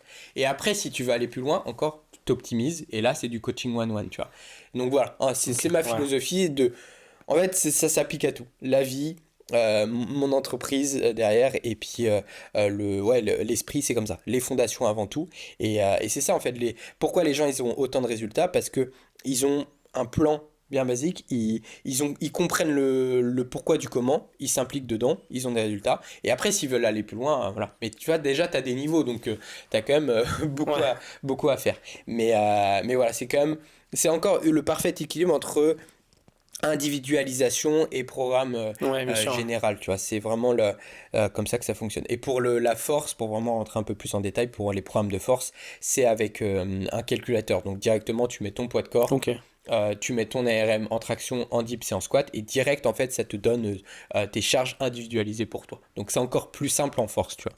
Mais voilà. Ok. Parce que, mettons moi qui ai pas pratiqué ça, si demain je viens te voir, je te dis, ok, je veux un coaching vraiment perso Hmm. et je veux pas passer par les étapes d'avant, est-ce Hmm. que c'est possible ou est-ce que tu vas me dire non, d'abord, tu fais. Bah, en fait, tu vois, c'est la question que ça dépend en fait ça dépend du contexte. Ouais, Moi, les coachings one-one, je prends que si c'est des projets sur le long terme. d'accord. Parce que si c'est juste un truc, le mec il vient juste un mois et après pour changer de coach, tu vois, ben déjà j'ai perdu du temps parce que Bien sûr. tu dois tout construire une relation coach-élève. Donc dans ce cas-là, mais prends un programme en fait, parce que le programme tu vas avoir tout fait et tu vas avoir, ça va être adapté pour toi pour un mois, 2 mois, 3 mois, parfait, ok. Tu vois, t'as déjà beaucoup et en fait ce que je vais te transmettre dans le one-one, t'as déjà tout dans les programmes en fait, parce que tu as les modules théoriques, etc. Donc tu as déjà des fondations. Le one-one, c'est vraiment pour aller plus loin.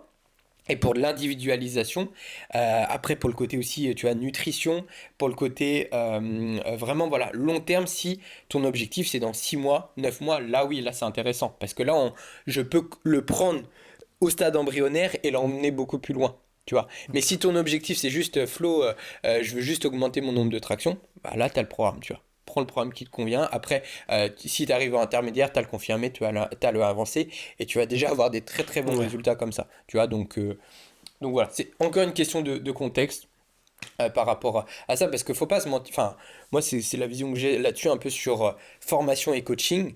En fait, le coaching, tu vois, si tu prends une personne, mine de rien, sur 3 mois et que tu en as 30, bah en fait, déjà, t'as pas le temps de lui expliquer toute ta méthode, tu vois, en fait. Ouais. Et la personne, elle est pas indépendante, elle est dépendante à toi, elle est collée à toi. Si tu lui donnes pas sa semaine d'entraînement, il peut rien faire. Et moi, je trouve que moi qui est curieux de base, j'ai envie que la personne aussi, elle a envie, enfin, elle puisse voler de ses propres ailes et je veux qu'elle comprenne. Et du coup, dans le coaching, si tu as beaucoup de personnes, c'est un modèle économique difficile pour pouvoir transmettre ça parce que la personne, elle va être toujours dépendante à toi et tes connaissances et ça se trouve, tu vas la faire s'élever d'un point de vue performance, mais d'un point de vue mindset et tout. Est-ce qu'elle va pouvoir être indépendante, cette personne, tu vois. Après, c'est peut-être pas ce qu'elle recherche. Encore une fois, ça dépend du contexte. Ok, ok. Et donc la personne qui prend ton programme, après tu le fais quoi? Sous forme d'upsell, le one-one? C'est-à-dire qu'une personne Sur- qui a, mettons, pris un programme pour personne qui est déjà expérimentée, elle dit ok, je veux passer plus loin, je veux aller en compétition, vraiment, etc.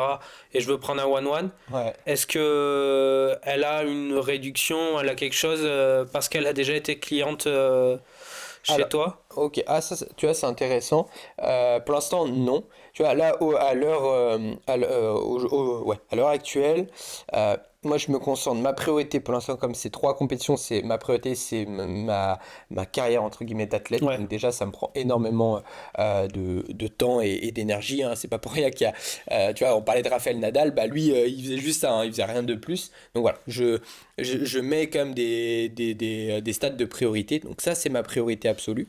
Ensuite, ma deuxième priorité, c'est la création de contenu pour promouvoir justement mes programmes parce que je sais toute la valeur qu'ils ont et tous les résultats qu'ils ont eu. Bah, enfin, j'ai envie qu'un maximum de gens puissent en profiter. D'accord? Et en plus derrière, ça coche la case de j'adore la création de contenu. En plus, j'investis sur le long terme parce que c'est des vidéos qui vont rester sur le long terme. Donc moi, c'est un modèle, on va dire, économique qui me convient plus. Et après, dans un troisième temps, je fais du coaching one-one, mais j'ai réduit énormément mes places. Là, pour tout dire, là, j'ai que 2 personnes, tu vois. Mais c'est vraiment un suivi premium. Et je construis tout un truc avec eux, je kiffe trop. Là, j'en ai un, peut-être qu'il se reconnaîtra. C'est un Suisse, tu vois. Et je l'ai depuis. Ça va faire un an et demi qu'on travaille ensemble. J'ai une autre personne aussi enfin, la deuxième personne, je l'ai depuis 2 ans, je crois. Donc, tu vois, c'est des trucs vraiment long terme. Et on crée toute une relation. Et là, avec donc Yanis, il se reconnaîtra, bah, il a une association aussi en Suisse et du coup bah, ça permet c'est pas juste du coaching pour moi, c'est tout un truc un peu Ouais. à 360 degrés je kiffe ça, c'est vraiment tout... tu vois, là, ils vont faire une compétition, bah, je vais aller juger sans doute là-bas. Et voilà, c'est quelque chose que j'ai envie de garder avec mes coaching one-one. Je veux qu'on s'entende vraiment bien. Tu vois, et pour ça, je peux pas en avoir 20, 30, 40. C'est pas un modèle qui peut fonctionner. À part, voilà, c'est des idées de business, je peux déléguer, etc. Mais pour l'instant, j'ai la chance que mes programmes marchent très bien, qu'ils se vendent très bien mensuellement, alors que c'est des produits uniques, même si peut-être ça va évoluer. Mais voilà, donc je me concentre sur la création de contenu, sur entre guillemets ma zone de génie à ce niveau-là. Je garde des coachings one-one pour des objectifs de compétition, pour garder aussi le pied là-dessus, pour continuer en fait, parce que je considère que je suis un étudiant, Ouais, ouais, ouais. tu vois, je serai toujours étudiant. Donc ce côté-là aussi d'apprendre encore plus. Dès que j'ai appris un nouveau truc, par exemple, dernièrement, j'ai découvert les neurotypes. Ok, bah maintenant, je l'utilise dans mes coachings. Je l'utilise pour voir un petit peu comment ça fonctionne et peut-être qu'après, je l'utiliserai dans mes formations derrière, tu vois. Mais c'est un peu, voilà, je teste un petit peu plein de choses avec eux. Et en fait, c'est comme d'un point de vue business, pour ceux qui nous écoutent, c'est un peu comme une phase de test d'une certaine manière, tu vois. Surtout au tout début, en tout cas pour l'endurance, c'est comme ça que j'ai fonctionné. J'avais 15, voire 20 coachings au mois et je faisais que ça et c'était compliqué, mais c'était au tout début. Et en fait, je me rendais compte que j'avais un fil rouge, tu vois. Ouais. Et il faut pas se mentir, les mecs qui ont je sais pas combien de coaching au mois, ils peuvent pas faire un truc hyper individualisé. Ils ont ils ont des templates, tu vois, et après ils ajustent, tu vois. Et pour l'endurance, c'était comme ça que j'avais. Je me suis dit, ah, mais attends, mais là j'ai un fil rouge qui s'est mis, mais pourquoi ça je peux pas créer un système pour faire en sorte que ça bouge pas, c'est fait. Et c'est ce que j'ai créé comme ça, tu vois. Au moins Ok. ils ont le truc fil rouge, et moi ça me permet de mettre mon énergie aussi autre part, quoi. Ok, parce que justement, ouais, c'est ça que je me demandais. Je me suis dit pourquoi du coup pas déléguer Hmm. et du coup avoir plus de coaching. Hmm. Mais comme tu m'as dit, si en fait, c'est pas que du coaching au final, puisque c'est une C'est vue à ça, ouais. 360 Ouais. et vraiment tu rentres dans la vie du coaché, quoi, entre guillemets. Enfin, c'est vraiment tout un ensemble. Donc, effectivement, ouais, si tu délègues, ce serait. T'aurais moins de qualité, peut-être plus de quantité, mais moins de qualité, quoi. Ouais, voilà. Après, c'est des trucs, peut-être, c'est des idées, des modèles, on va dire, coaching que je connais peut-être pas encore, tu Ouais. vois, parce que faut. pour ceux qui nous écoutent, qui sont plus dans le côté entrepreneuriat et tout, ce qui est important, je pense que c'est très important à comprendre, c'est ton taux horaire, tu vois. Ouais. Et des fois, dans le coaching, si tu veux apporter vraiment un truc ouais, à 360 degrés, regarde ton taux horaire, ça se trouve, il est pas à la hauteur de ce que tu donnes, tu vois. Donc voilà. Bon. Tout ça pour dire que là, moi, je me concentre principalement voilà, sur mon truc athlète, sur les programmes, je sais toute la valeur que ça a. Donc, je crée du contenu là-dessus parce que tu le sais très bien, c'est beaucoup de boulot. Ouais. Donc, que ça soit voilà, tout le contenu sur YouTube, sur Instagram.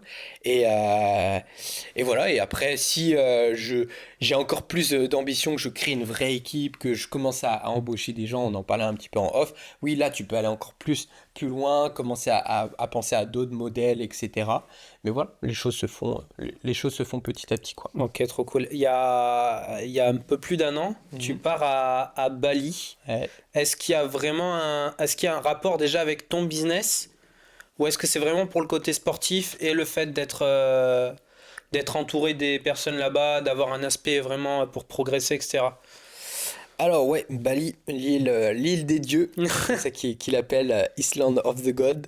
Ouais, longue histoire sur Bali, j'en ai pas mal, parlé, mais j'avais comme optique de partir avant le confinement. Je Ok, voulais tester l'expérience. ok, On en parlait dans un podcast avec Nikos. En fait, ouais, c'est ce côté un peu aventurier et j'ai envie de voir. Enfin, je sais que l'étranger, on m'a toujours dit, tu vois, on nous a toujours dit, l'anglais c'est important, les expériences à l'étranger c'est important, mais chacun après en fait sa propre expérience. Donc, ok, bah je sais que c'est important, donc c'est un truc qu'il faut que je coche dans ma vie. Bali, ça coche pas mal de points sur le côté nature et sur le côté entrepreneuriat parce que je sais qu'il y a beaucoup de nomades digitaux qui sont là-bas. Euh, donc je me suis dit, un jour je vais aller voir. Je sens que cette île, tu vois, m'appelle. J'ai envie de voir qu'est-ce qu'elle a, quelle valeur elle a à m'apporter, tout simplement. Sauf qu'après, du coup, il y a eu le confinement, donc ça a été décalé. Mais tant mieux, parce que derrière moi, j'ai pu développer en fait mon entreprise, mon activité en ligne. Donc je me suis créé une liberté géographique, tout simplement. Donc ça a été parfait. Comme ça, quand je suis arrivé à Bali l'année dernière, là, il y a un an, bah, moi j'avais voilà, ma liberté financière, mine de rien, mais ma liberté géographique. Je dépendais de personne en soi. Donc voilà, ça tombait bien, je pouvais. Je pense que c'est ce qui a fait que mon expérience était encore mieux, quoi. Alors que si j'étais parti avant, j'aurais été peut-être encore un peu dans une phase de transition, ça aurait été plus compliqué. Donc, euh, donc voilà, expérience de fou. Et au début, je me rappelle toujours de mes premiers jours, j'ai rien compris à ma vie. On m'a mis sur un scoot, on m'a emmené dans une cascade. J'ai dû conduire, enfin, je conduisais le scoot alors que c'est le bordel là-bas pour ceux qui connaissent. Mais voilà, encore une fois, genre, c'est toujours cette notion-là. T'as plein de stress qui arrive et après tu le digères et tu deviens encore plus fort. Et moi, je prends toutes ces choses-là. Justement, je suis pas là, la personne qui va dire, non, je prends pas le scoot parce que si je tombe, si je me blesse.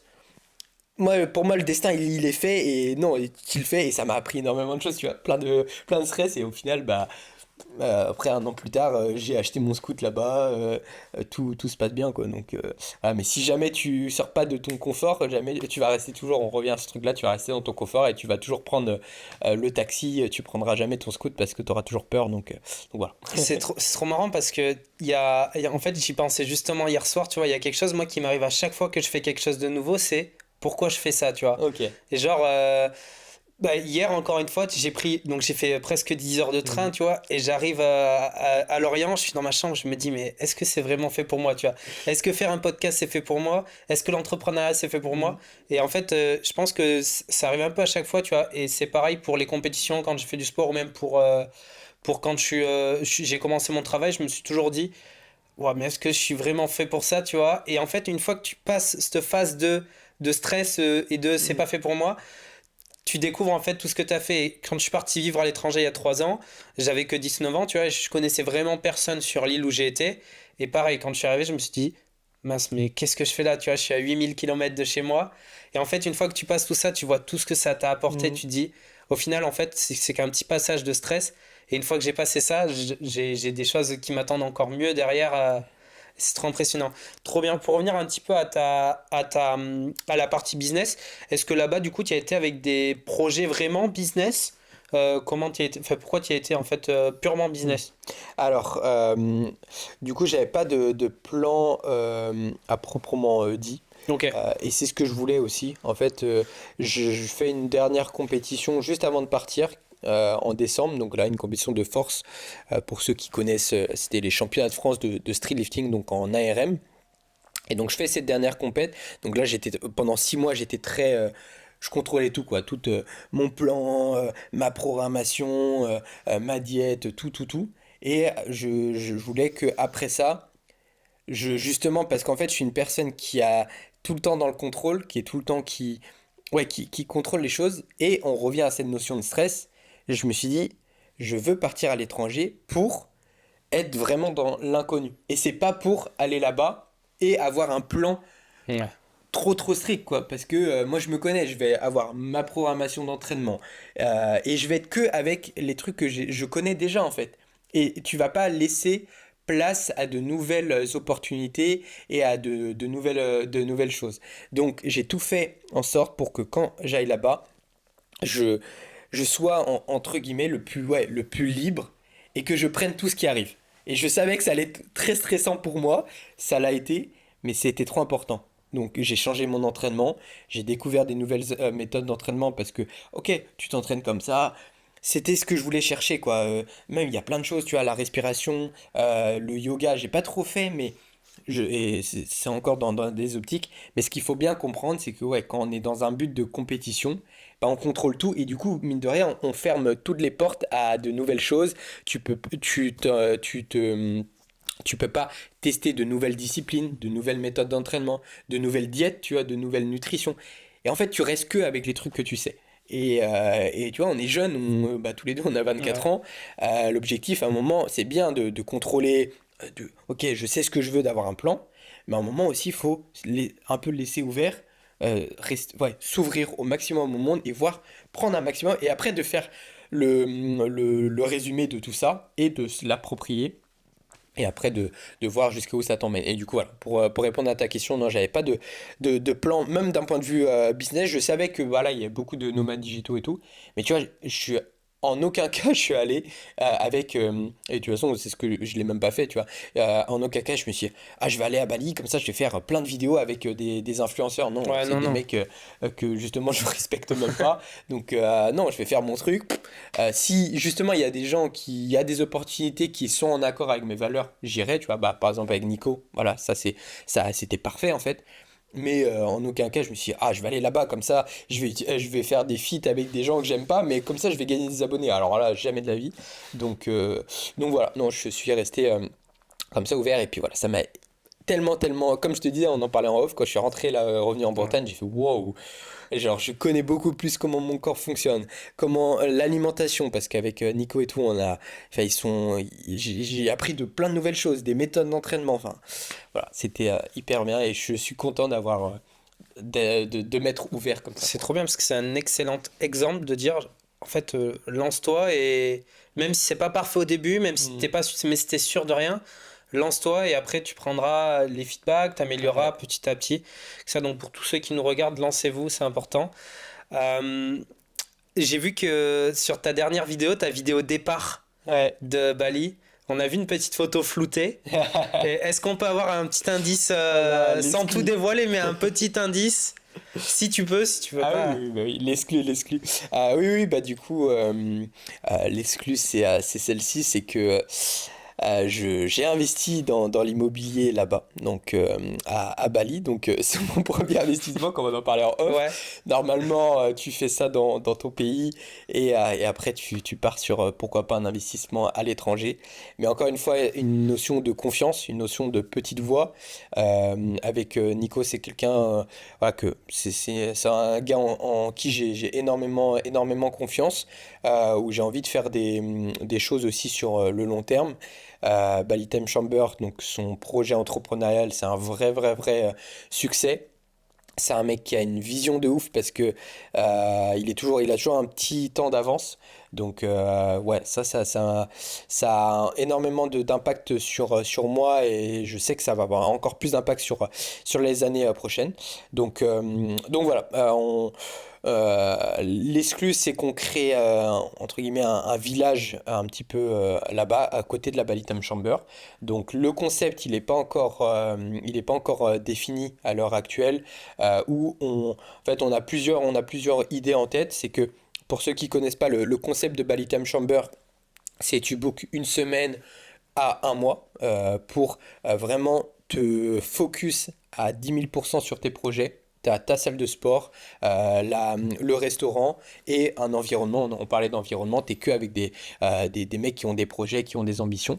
Donc c'est un catalyseur de fou malade. Moi, tout est allé beaucoup beaucoup plus vite parce que je suis persuadé d'un truc, c'est que tu sais pas ce que tu sais pas. Tu as plein de petits trucs, tu as des réglages sur un appareil photo, comment utiliser la lumière, comment faire ci, enfin c'est des trucs tout Ouais, cons, mais l'entourage c'est trop trop important pour ça. c'est fou. On a vu Donc tout à l'heure là. tu vois, c'est des trucs qui ont énormément d'impact. Donc voilà, ça c'est le concept à Nico. Et derrière nous, on a investi enfin on est plusieurs investisseurs sur un autre terrain à côté où on construit nos maisons qui vont être des maisons personnelles dans un premier temps, mais bien entendu quand on sera pas sur place, bah on en fera un business tout simplement en fait, Ok. toujours aligné avec nos valeurs, où c'est quand même pourquoi j'ai pas hésité aussi, parce que c'est un environnement de fou malade. On est dans les montagnes, dans la nature, c'est très très très très agréable. On a les cascades juste à côté. Donc voilà, on va voir, mais en tout cas voilà, je construis une maison là-bas. Donc c'est ouais, une grosse étape. J'ai hâte que ça soit fini là. Donc je retournerai en fin d'année aller voir tout ça. Donc voilà. Dans un premier temps déjà m'installer tranquillement, avoir mon truc. Voilà, j'ai investi dans la pierre, dans quelque chose de durable, et voir qu'est-ce qu'on en fait d'un point de vue entrepreneurial derrière. Il y a trop de possibilités, quoi. Faire des séminaires, Ouais, faire ouais. des événements enfin, ça peut être fou. Donc, pour tous les Français qui nous écoutent, restez au courant. Moi, c'est un rêve aussi de pouvoir, si, ouais, je peux, en fait, recréer tout ça. Si, il y a des personnes en qui tout ce qu'on a dit aujourd'hui résonne et qui se disent, putain, moi aussi, j'ai envie d'aller à l'étranger. Et là, on peut vous proposer ça avec un putain de complexe de fou. C'est là, encore une fois, la boucle est bouclée pour tout ce que moi m'a apporté l'étranger, si je peux le redonner comme ça. Et je pense que c'est la bonne façon. Donc, restez connectés. J'ai hâte de voir comment on va exploiter cet énorme endroit. Donc, voilà, restez connectés. Et parce que du coup, tu dois vivre à l'année. Enfin, tu as des périodes où tu seras en France et d'autres sur Bali. Comment ça se passe? Alors, il y a plein de choses qui ont changé. Moi, je suis resté un an à Bali. Full time? Ouais, un an, j'ai même pas trop découvert l'île à côté, parce que j'étais Ouais. focus à fond sur mes projets. Je me suis dit, ça viendra quand ça viendra. Quand j'ai des potes qui viendront, on ira visiter l'île, je serai un peu plus tranquille. Mais là, j'étais plus focus, donc tant mieux. Donc voilà, je suis resté un an. Pour rentrer dans les détails, j'ai un visa, moi, là-bas, de 2 ans. Donc c'est des Ok. visas là-bas, t'es obligé d'avoir un visa pour séjourner sur le territoire. Moi, c'est un visa de 2 ans, donc ce qu'on appelle un KITAS. Donc j'ai mon KITAS là-bas, à Bali. Et du coup, voilà, je suis en fait résident là-bas. J'ai ouvert aussi mon entreprise, ma compagnie là-bas, dans un premier temps, parce qu'en fait, tout s'est cheminé pour, ok, j'ai ma maison, enfin, je me vois bien vivre une partie de l'année, en tout cas là-bas, tu vois, dans un premier temps. Et après, il y a eu le petit retour en France où j'ai fait putain, je Hmm. kiffe quand même. Et je suis très attaché quand même à mes racines, aux Français. Et j'ai envie même si on va pas se mentir, je pense que tous ceux qui écoutent le podcast, de toute façon, ils le savent, on est dans une société un peu de décadence où Ouais. voilà, il y a plein de valeurs qui sont parties un peu en couilles. Mais j'ai pas envie de fuir en fait. J'ai envie de d'avoir un impact là-dessus, de faire à mon échelle le plus possible, en fait, et ça passe par ça passe en fait par l'éducation, tout simplement, l'éducation du coup, du corps et de l'esprit, on revient à ça, la boucle est bouclée. Donc j'ai envie quand même de passer un peu de temps en France, donc voilà, je suis encore en train de voir comment formaliser tout ça avec les entreprises aussi, parce que voilà, je suis un vrai, je suis tout petit dans ce monde. Donc voir comment ça fonctionne. Mais là, à la fin de l'année, je vais retourner à Bali, je vais passer une grosse partie et voir. Voilà, si le goal ultime, ça serait de faire 6 mois en France, 6 mois à Bali, à l'heure où je sors ce podcast. Peut-être que ça évoluera encore, parce que quand même, d'un point de vue entrepreneurial, la France, c'est des fois un peu compliqué. Donc voilà, c'est aussi ça que j'étais allé chercher à Bali, on va pas se mentir, c'était de voir, j'ai envie que ça aille plus vite, quoi, parce que là, j'ai l'impression que c'est bloqué, quoi. Donc, Ouais. donc voilà, mais voilà, je suis quand même très Bah, c'est attaché excellent. à la Bretagne. Ça nous permettra de faire un deuxième épisode pour Exactement. voir l'avancée. Et comment toi tu vois l'expansion en tout cas de justement tous ces sujets, tous ces projets d'ici une vision de 5 ans par exemple? Comment tu te vois dans 5 ans, tes objectifs, etc.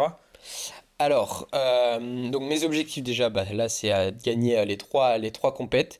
Donc la première, c'est le FIBO, donc c'est la deuxième fois que les 16 meilleurs athlètes d'endurance vont encore se rencontrer dans un tournoi.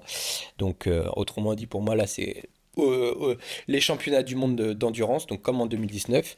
Donc, voilà, voir. Enfin, j'ai hâte de voir tout ça, même si c'est la première édition. Donc, on va voir s'il n'y a pas trop de soucis, de jugements, etc. Mais voilà, on reste toujours. On prend toujours du recul là-dessus.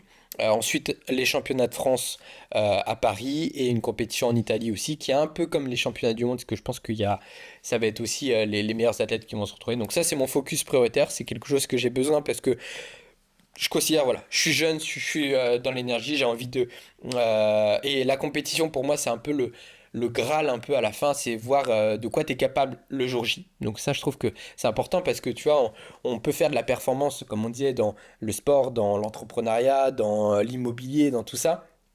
Mais le côté compétition, voire essayer de mettre de la rivalité, enfin de mettre, de confronter plusieurs personnes avec normalement les mêmes outils, bah non, ça permet d'élire la meilleure Mm. personne. Donc ça, c'est quelque chose que quand même qui me plaît. Je pense que tous ceux qui nous écoutent, on a tous l'âme compétitive. Donc voilà, ça c'est le premier, la première partie de mes objectifs. Ensuite, d'un point de vue entrepreneurial, c'est de continuer à développer l'entreprise, on va dire Flow Marek Academy, Ouais. donc avec les programmations, les programmes, ou peut-être là, je suis en train de, je pense avoir trouvé la solution de la switcher encore en discutant avec Nico, et puis il sera dans le projet aussi. Pour ceux qui ont suivi, on a fait un programme ensemble, un programme de force, et là on a envie de le pousser plus loin parce que ce qui me manque avec les programmes, c'est le côté communautaire, c'est côté vraiment ouais, on est tous ensemble, on se crée une vraie équipe de guerriers. Et depuis que j'ai compris que l'environnement avec tu vois, quand j'ai passé ces 6 mois à Bali Time Shopper, j'ai compris que c'était hyper important. J'ai envie d'emmener ça en France, et le côté communauté, vraiment où on se pousse tous vers le haut.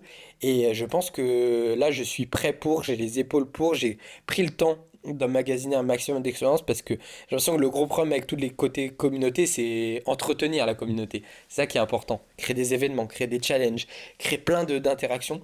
Donc voilà, ça va être le prochain step normalement qui arrive incessamment sous peu. Voilà, et puis après le troisième objectif, c'est un truc que peut-être j'en parle pas souvent, mais le truc un peu aussi relation en fait. Ouais. Construire une relation durable sur le long terme. Pour l'instant, y a rien, tu vois, mais l'objectif, c'est ça le goal ultime, quoi. C'est de trouver la bonne personne et de construire bah, quelque chose de vraiment solide Tu penses que c'est dans le temps. compliqué en ce moment avec justement la vie que tu mènes? Peut-être, il y a peut-être de ça. Je pense qu'aussi, il y avait un moment où, où j'avais un peu fui ce truc-là aussi, parce que mon ancienne relation ne s'était pas hyper Ouais. bien. Parce que pareil, encore, j'étais en train d'apprendre sur moi-même, etc. aussi. Donc, Ça a fait que, ouais, j'ai pas une super expérience de ma dernière relation. Donc, après, j'ai un peu fui ce truc-là. Ok, je me concentre sur moi, sur mes projets, sur la personne que j'ai envie de devenir. Et là, petit à petit, ça commence à revenir où, ouais, j'ai envie de partager, en fait, toutes ces aventures avec quelqu'un d'autre. C'est normal, tu vois. Et même après, bon, j'ai que 24 ans, mais quand je vois un mec comme Nico qui a Ouais. 27 ans, qui va déjà avoir un enfant, je me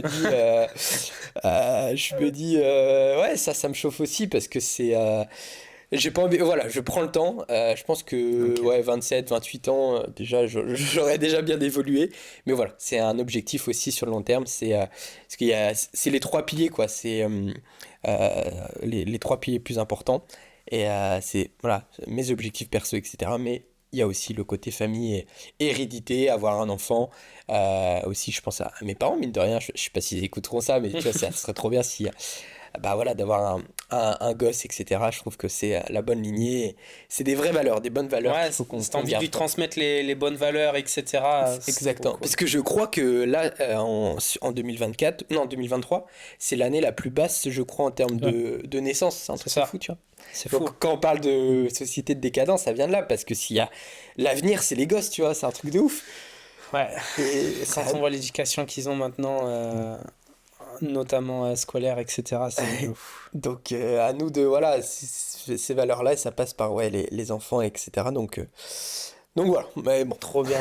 J'ai une petite dernière question avant qu'on passe à la dernière thématique et aux dernières questions qu'on pose. Je voulais savoir, d'après toi, pour quelqu'un qui voudrait se lancer, justement que ce soit sur les réseaux sociaux, en tant que coach, formateur, etc., c'est quoi la clé qui ferait qui lui permettrait de faire la différence? Bah, on revient à ce que je disais, hein, la passion. Ouais, Vraiment, c'est. Je sais pas si tu as écouté ce podcast-là qu'on a sorti avec Nico, mais c'est une pièce maîtresse du projet qui arrive en plus. Et peut-être que tu connais, c'est une philosophie japonaise, le Ikigai. ouais, Voilà, bah, ça te parle donc. Voilà, pour ceux qui connaissent pas, c'est quatre piliers. Le premier pilier, c'est ce que tu aimes. Le deuxième pilier, c'est là où tu es bon. Le troisième pilier, c'est est-ce que tu peux gagner de l'argent avec. Et le quatrième pilier, c'est est-ce que le monde en a besoin. Et en fait, là, la personne qui nous écoute et qui veut commencer sur les réseaux, bah, il a la réponse à sa question. Est-ce qu'il aime bah, créer du contenu, partager, passer du temps derrière le téléphone, mine de rien. Voilà. Est-ce qu'il est bon là-dedans? Est-ce qu'il est empathique? Est-ce qu'il arrive ouais, à partager une émotion, etc. Est-ce que, ensuite, le troisième pilier, est-ce qu'il y a un modèle économique? Est-ce qu'il peut en vivre? Parce que moi, à un moment, j'étais bête, enfin pas bête, mais j'étais un peu ouais, cupide sur le côté où je me dis ouais, je partage ma passion et on verra bien ce qui arrive. J'avais un projet plus de préparation physique à côté où je continuais mes études. Mais en aucun cas, je me disais, ah, je vais gagner, enfin, je vais créer un modèle économique en fait avec ma chaîne YouTube, avec vraiment mon système d'entraînement, etc. Et en fait, petit à petit, c'est arrivé. On est dans un système capitaliste et si tu peux pas gagner d'argent avec la valeur que tu donnes au monde, bah, tu fais rien en fait. À un moment, tu peux pas manger, tu peux rien faire. Donc voilà, le troisième pilier, il est quand même important. Est-ce que tu peux gagner de l'argent avec? Est-ce qu'il y a de la demande? Est-ce qu'il y a un marché? Et le quatrième pilier, c'est est-ce que le monde en a besoin? Et ça, c'est quand même un pilier important. C'est ouais, est-ce que ce que tu fais, la valeur que tu apportes au monde, est-ce que oui, c'est positif en fait? Est-ce que ça fait élever tout le monde? Et des fois, tu vois, il y a plein de trucs. Il y a des. Enfin, il y a plein de moyens de faire de l'argent dans ce monde, mais il y a des moyens un peu ouais. moins positif pour tout le monde, tu vois. Et du coup, est-ce que le monde en a besoin de ça? Je suis pas forcément sûr. Donc, c'est pour ça que cette philosophie, moi, me parle énormément. Donc voilà, pour tous ceux qui nous écoutent, si tu veux te lancer sur les réseaux, déjà, pose-toi devant une feuille, marque ces quatre piliers, coche tout ça, et après, commence, trouve ta passion. Si ta passion c'est le sport, tant mieux. Si la passion c'est l'immobilier, tant mieux. Si ta passion c'est l'entrepreneuriat, bah let's go.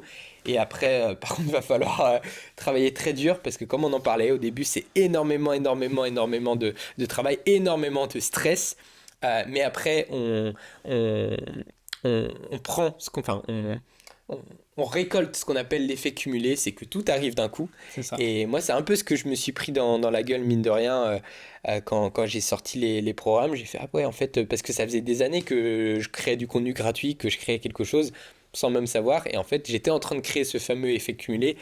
Et à un moment, je fais, ah ouais, en fait, ouais, ben, j'ai une compétence, les gens, ils progressent avec ça, bah, let's go et continuons. Trop cool, trop cool. On passe à la dernière partie de ce podcast. On a 5 questions qu'on pose tout le temps, enfin qu'on va poser aux futurs invités. Alors la première question, c'est est-ce que tu as une rencontre, toi, dans ta vie, qui t'a marqué vraiment? Une rencontre qui m'a marqué. Il y en a, en vrai, celle qui est la plus fraîche dans ma tête, c'est celle de Nico, bien entendu. Euh, Parce que lui, il m'a stressé énormément au début. Parce que voilà, il a sa vision de l'alimentation, il a sa vision du sport, il a plein de trucs.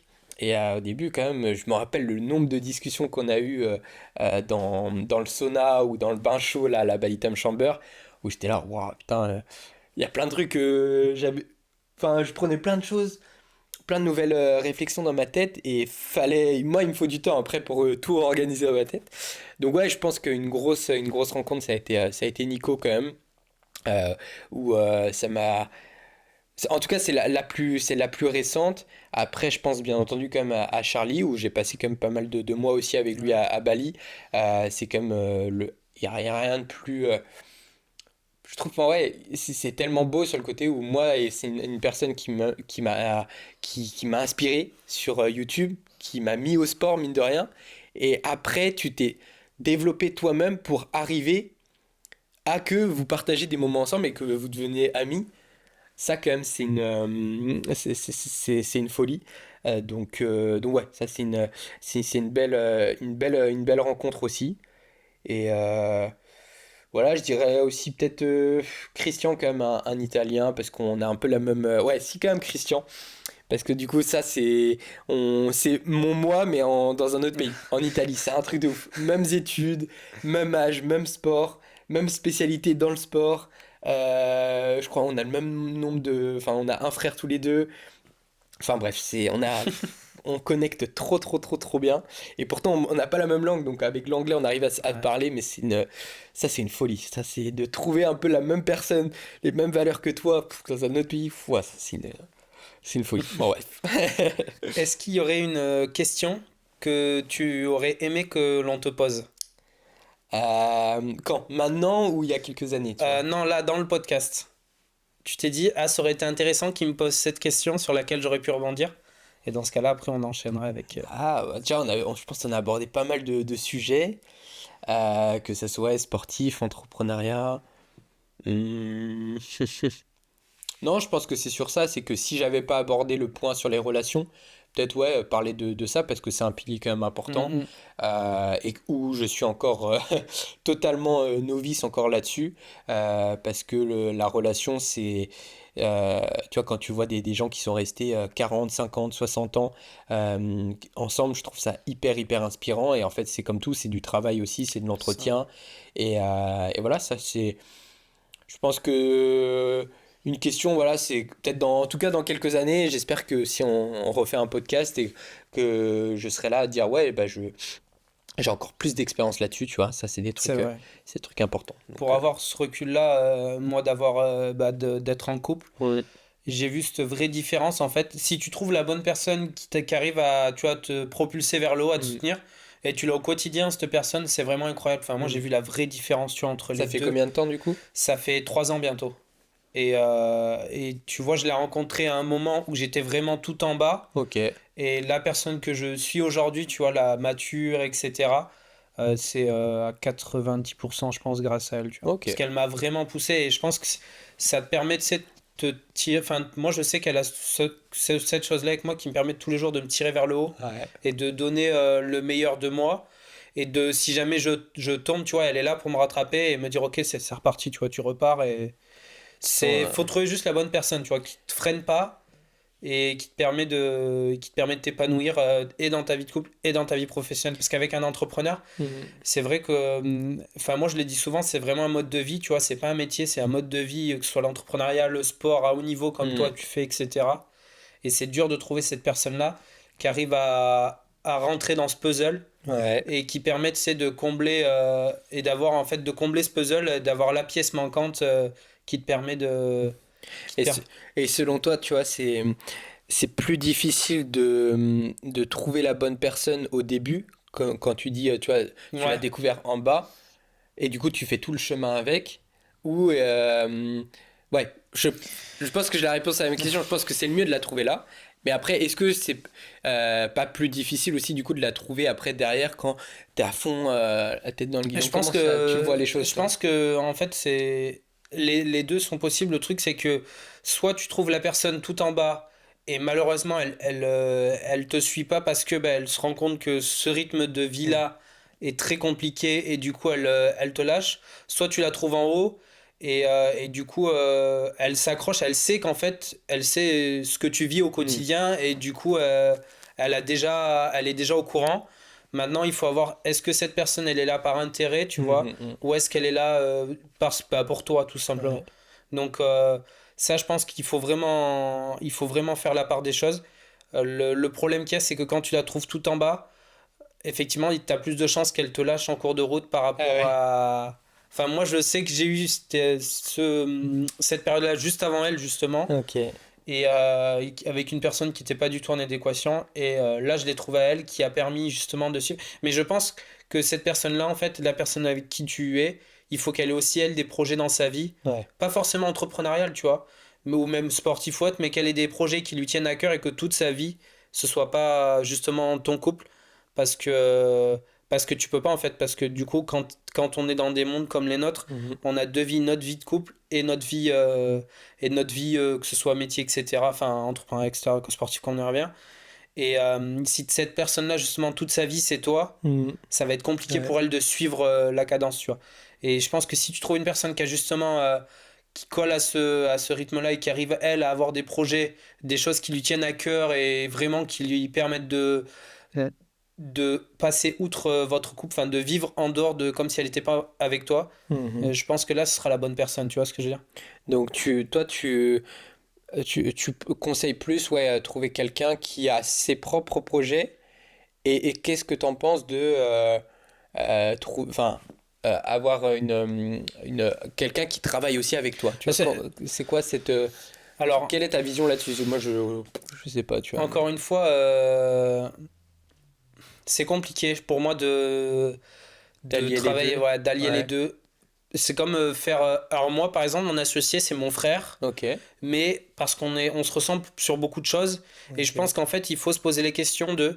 Il y a une question à se poser, c'est est-ce que si on n'était pas en couple ou est-ce que si on n'était pas frère, est-ce qu'on ferait cette activité-là ensemble, tu Mhm. vois? Est-ce qu'on l'a fait uniquement parce on a ce Mhm. lien-là, ou est-ce qu'on l'a fait parce qu'on est compatible Ok. là-dessus?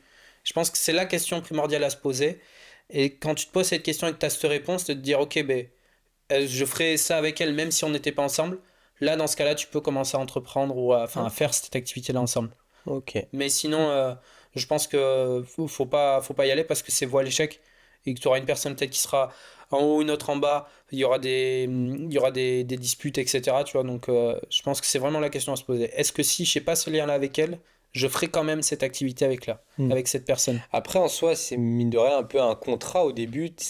Ça dépend, c'est de la communication. Ouais. Et tu vois, ça dépend. Ok, voici ma vie, voici mon Mm. truc. Toi, voici ta vie. On communique, on voit ouais, s'il y a de la comptabilité, la, co- La la compatibilité. compatibilité. Et ouais, je pense que déjà, il faut que les fondations, c'est comme tout, on revient à ça. Je pense que Ouais, c'est c'est la base. la base de ce Revenir aux podcast, c'est ouais, fondations. les fondations, c'est ok, il faut que ça commence bien. Voici ça. Est-ce que tu es prêt? Faut pas qu'après C'est tout ça. change. Et c'est là où ouais, c'est important. Ok, c'est intéressant. Ok. Troisième question, est-ce qu'il y aurait une personne que tu aimerais voir justement sur ce podcast, que tu pourrais nous conseiller? Voilà. Du coup, donc tu te déplaces. Donc je me déplace. Tu te déplaces. Enfin, si tu dis va à Bali, je vais dire bon, pas maintenant, tu vois. Non, mais, si, en vrai, moi, ce que. Mais je me déplace. Moi, je l'avais cité dans le podcast c'est Biomécanique, mais un mec en tout cas que j'ai envie de rencontrer, c'est Vincent Isartel. Je sais pas si tu connais pas, il a un podcast à Dubaï. Ok. Donc le podcast prévu ça dit quoi. Donc voilà, si jamais tu vas à Dubaï, moi je te conseille de faire un petit podcast avec lui si jamais. Je sais qu'il est très très occupé, mais voilà, moi c'est une personne qui m'inspire pas mal, qui a un bon mindset, donc j'espère qu'un jour je le rencontrerai. Peut-être qu'un jour j'espère faire peut-être un podcast aussi. Mais voilà, pour donner un invité, ou sinon on en parlait, un petit Antoine Blanco, si jamais il écoute. Si t'écoutes Antoine, ce serait un plaisir de t'avoir, surtout qu'on est tous les deux liés par ton coaching, donc c'est prévu, je l'espère, un jour peut-être. Allez. Si demain ta vie s'arrête, quelle serait la chose dont tu es le plus fier et celle que tu regrettes peut-être? Je crois que j'ai pas de regrets, hein. C'est le truc le plus important, Ouais. c'est jamais d'avoir de regrets. En tout cas, je veux pas en avoir, donc le truc que je me dis tout le temps maintenant, c'est pareil, une réflexion qui a mûri en moi. C'est toujours des choses qu'on entend, ouais, on veut pas de regrets, machin. Et en fait, ouais, c'est vraiment ça, c'est que tous les projets maintenant, quand je suis dans le truc, je veux essayer de me dire, ouais, je les ai tentés et j'ai été dans l'action. Pour moi, je suis persuadé d'un truc, c'est que le résultat s'obtient dans l'action, et c'est là que tu fais vraiment vraiment la différence, et que tu t'accomplis des choses, et c'est important d'être tout le temps dans le truc et de pas se mentir à soi-même, de se dire ouais, j'ai ce projet là, mais là ça prend ci, ça prend, non, faut être dedans, tu vois. C'est tout le monde, il est pas, voilà, il est pas facile, faut être dans l'action tout le temps. Donc ça c'était le premier point. Et donc je suis le plus fier, j'ai que 24 ans, hein, donc je sais pas, Ouais. c'est très compliqué, ça. J'ai pas de... Aujourd'hui, avec le parcours que tu as, ce que tu as vécu, est-ce qu'il y a quelque chose dont tu te dis, là, je suis fier d'avoir fait ça quand même, tu vois? Ouais, c'est le... Bah, je suis fier d'être sorti de... Un peu, ouais, ces troubles alimentaires Ouais. où, en fait, c'est quand t'es dedans, t'as l'impression que tu vas jamais en sortir. Donc ça, je suis très, très... Ouais, je suis comme... ouais, je suis fier d'être sorti de ça et d'avoir renversé la tendance. Et même si derrière aussi, je peux apporter des solutions. Parce qu'un discours que je supporte pas, c'est quand t'as pas trouvé les solutions et que en soi, tu dis, ah, c'est pas grave, tu dédramatises les choses. On en parlait dans le précédent podcast avec Nico. Je trouve que ça, c'est grave, quoi. Te dire, oh, c'est pas grave, t'inquiète pas si t'es anorexique, moi aussi. Non, en fait, non, à un moment, c'est pas normal, tu vois. Donc voilà, ça, c'est important de sortir et pour apporter après les solutions.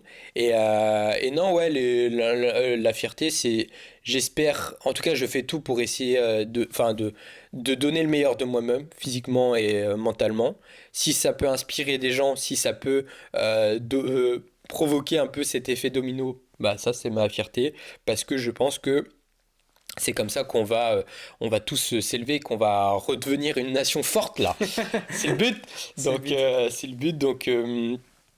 Donc voilà, créons une nation forte. Donc ma fierté aussi, voilà, c'est le côté un peu communautaire, la communauté que j'ai pu créer avec les gens qui ont fait les programmes, les gens que quand je rencontre, bah, qui me disent que voilà, ils ont développé leur physique, leur mental. Je suis trop trop trop content. Et ils répondent toujours présents dès qu'il y a des événements physiques et tout. Donc c'est moi, c'est ce qui me nourrit énormément, ce qui me fait bien dormir le soir. Je me dis, ah ouais, Ok. je sens que j'ai un impact positif, en tout cas sur le monde autour de moi. Donc c'est Dieu que ça dure. Trop bien, trop bien. Et dernière question, si tu avais un conseil à nous donner, donc à moi et à mon associé, qu'est-ce que ça serait ce conseil? Ah, encore une fois, contexte, ça dépend ce que vous voulez. Aujourd'hui, de ce que tu as vu par exemple pour ce podcast, Hmm, quel serait le conseil que tu as donné par rapport à depuis le début qu'on s'est vu? ok. Euh, Moi, je dirais adaptabilité, parce que en tout cas, si on prend l'exemple du podcast, le podcast, c'est ça, c'est s'adapter à la personne que tu as en face, s'adapter à un nouvel environnement aussi, tu vois, non, c'est stressant, tu vois, tu prends le train, tu arrives dans un nouvel endroit, tu dois mettre des caméras, tu dois mettre tout ça. Donc, en fait, ça va passer par l'expérience. C'est toujours, Ouais. tu vas automatiser des process, quoi. Ok, faut que j'arrive, je sais pas, à cette heure-là, faut que j'ai ça. Le podcast, il doit pas durer trop plus longtemps que ça. Il faut que ma caméra soit comme ça, que j'ai ces lumières, peu importe, même si je sais que des fois l'environnement va être changeant, il faut que je contrôle un maximum de paramètres pour que ça me prenne le moins d'énergie possible. Ok. Et j'ai l'impression que c'est partout pareil, hein. Moi, c'est les process, quoi. C'est automatiser les process pour que tu fasses pas Ouais, bien sûr. l'hamster et que, Bien en sûr. fait, tu perdes énormément de temps sur des trucs un peu inutiles Ouais, des bien fois, tu sûr. vois. C'est toujours automatisé au maximum. Et tout ça, les process, ça prend du temps avant, tu vois, de les mettre en place, de réfléchir au bon matériel, de prendre le matériel qui va être le plus adéquat pour ton projet. Mais après, c'est un changement de ouf et un gain de temps de fou pour la suite. Ok.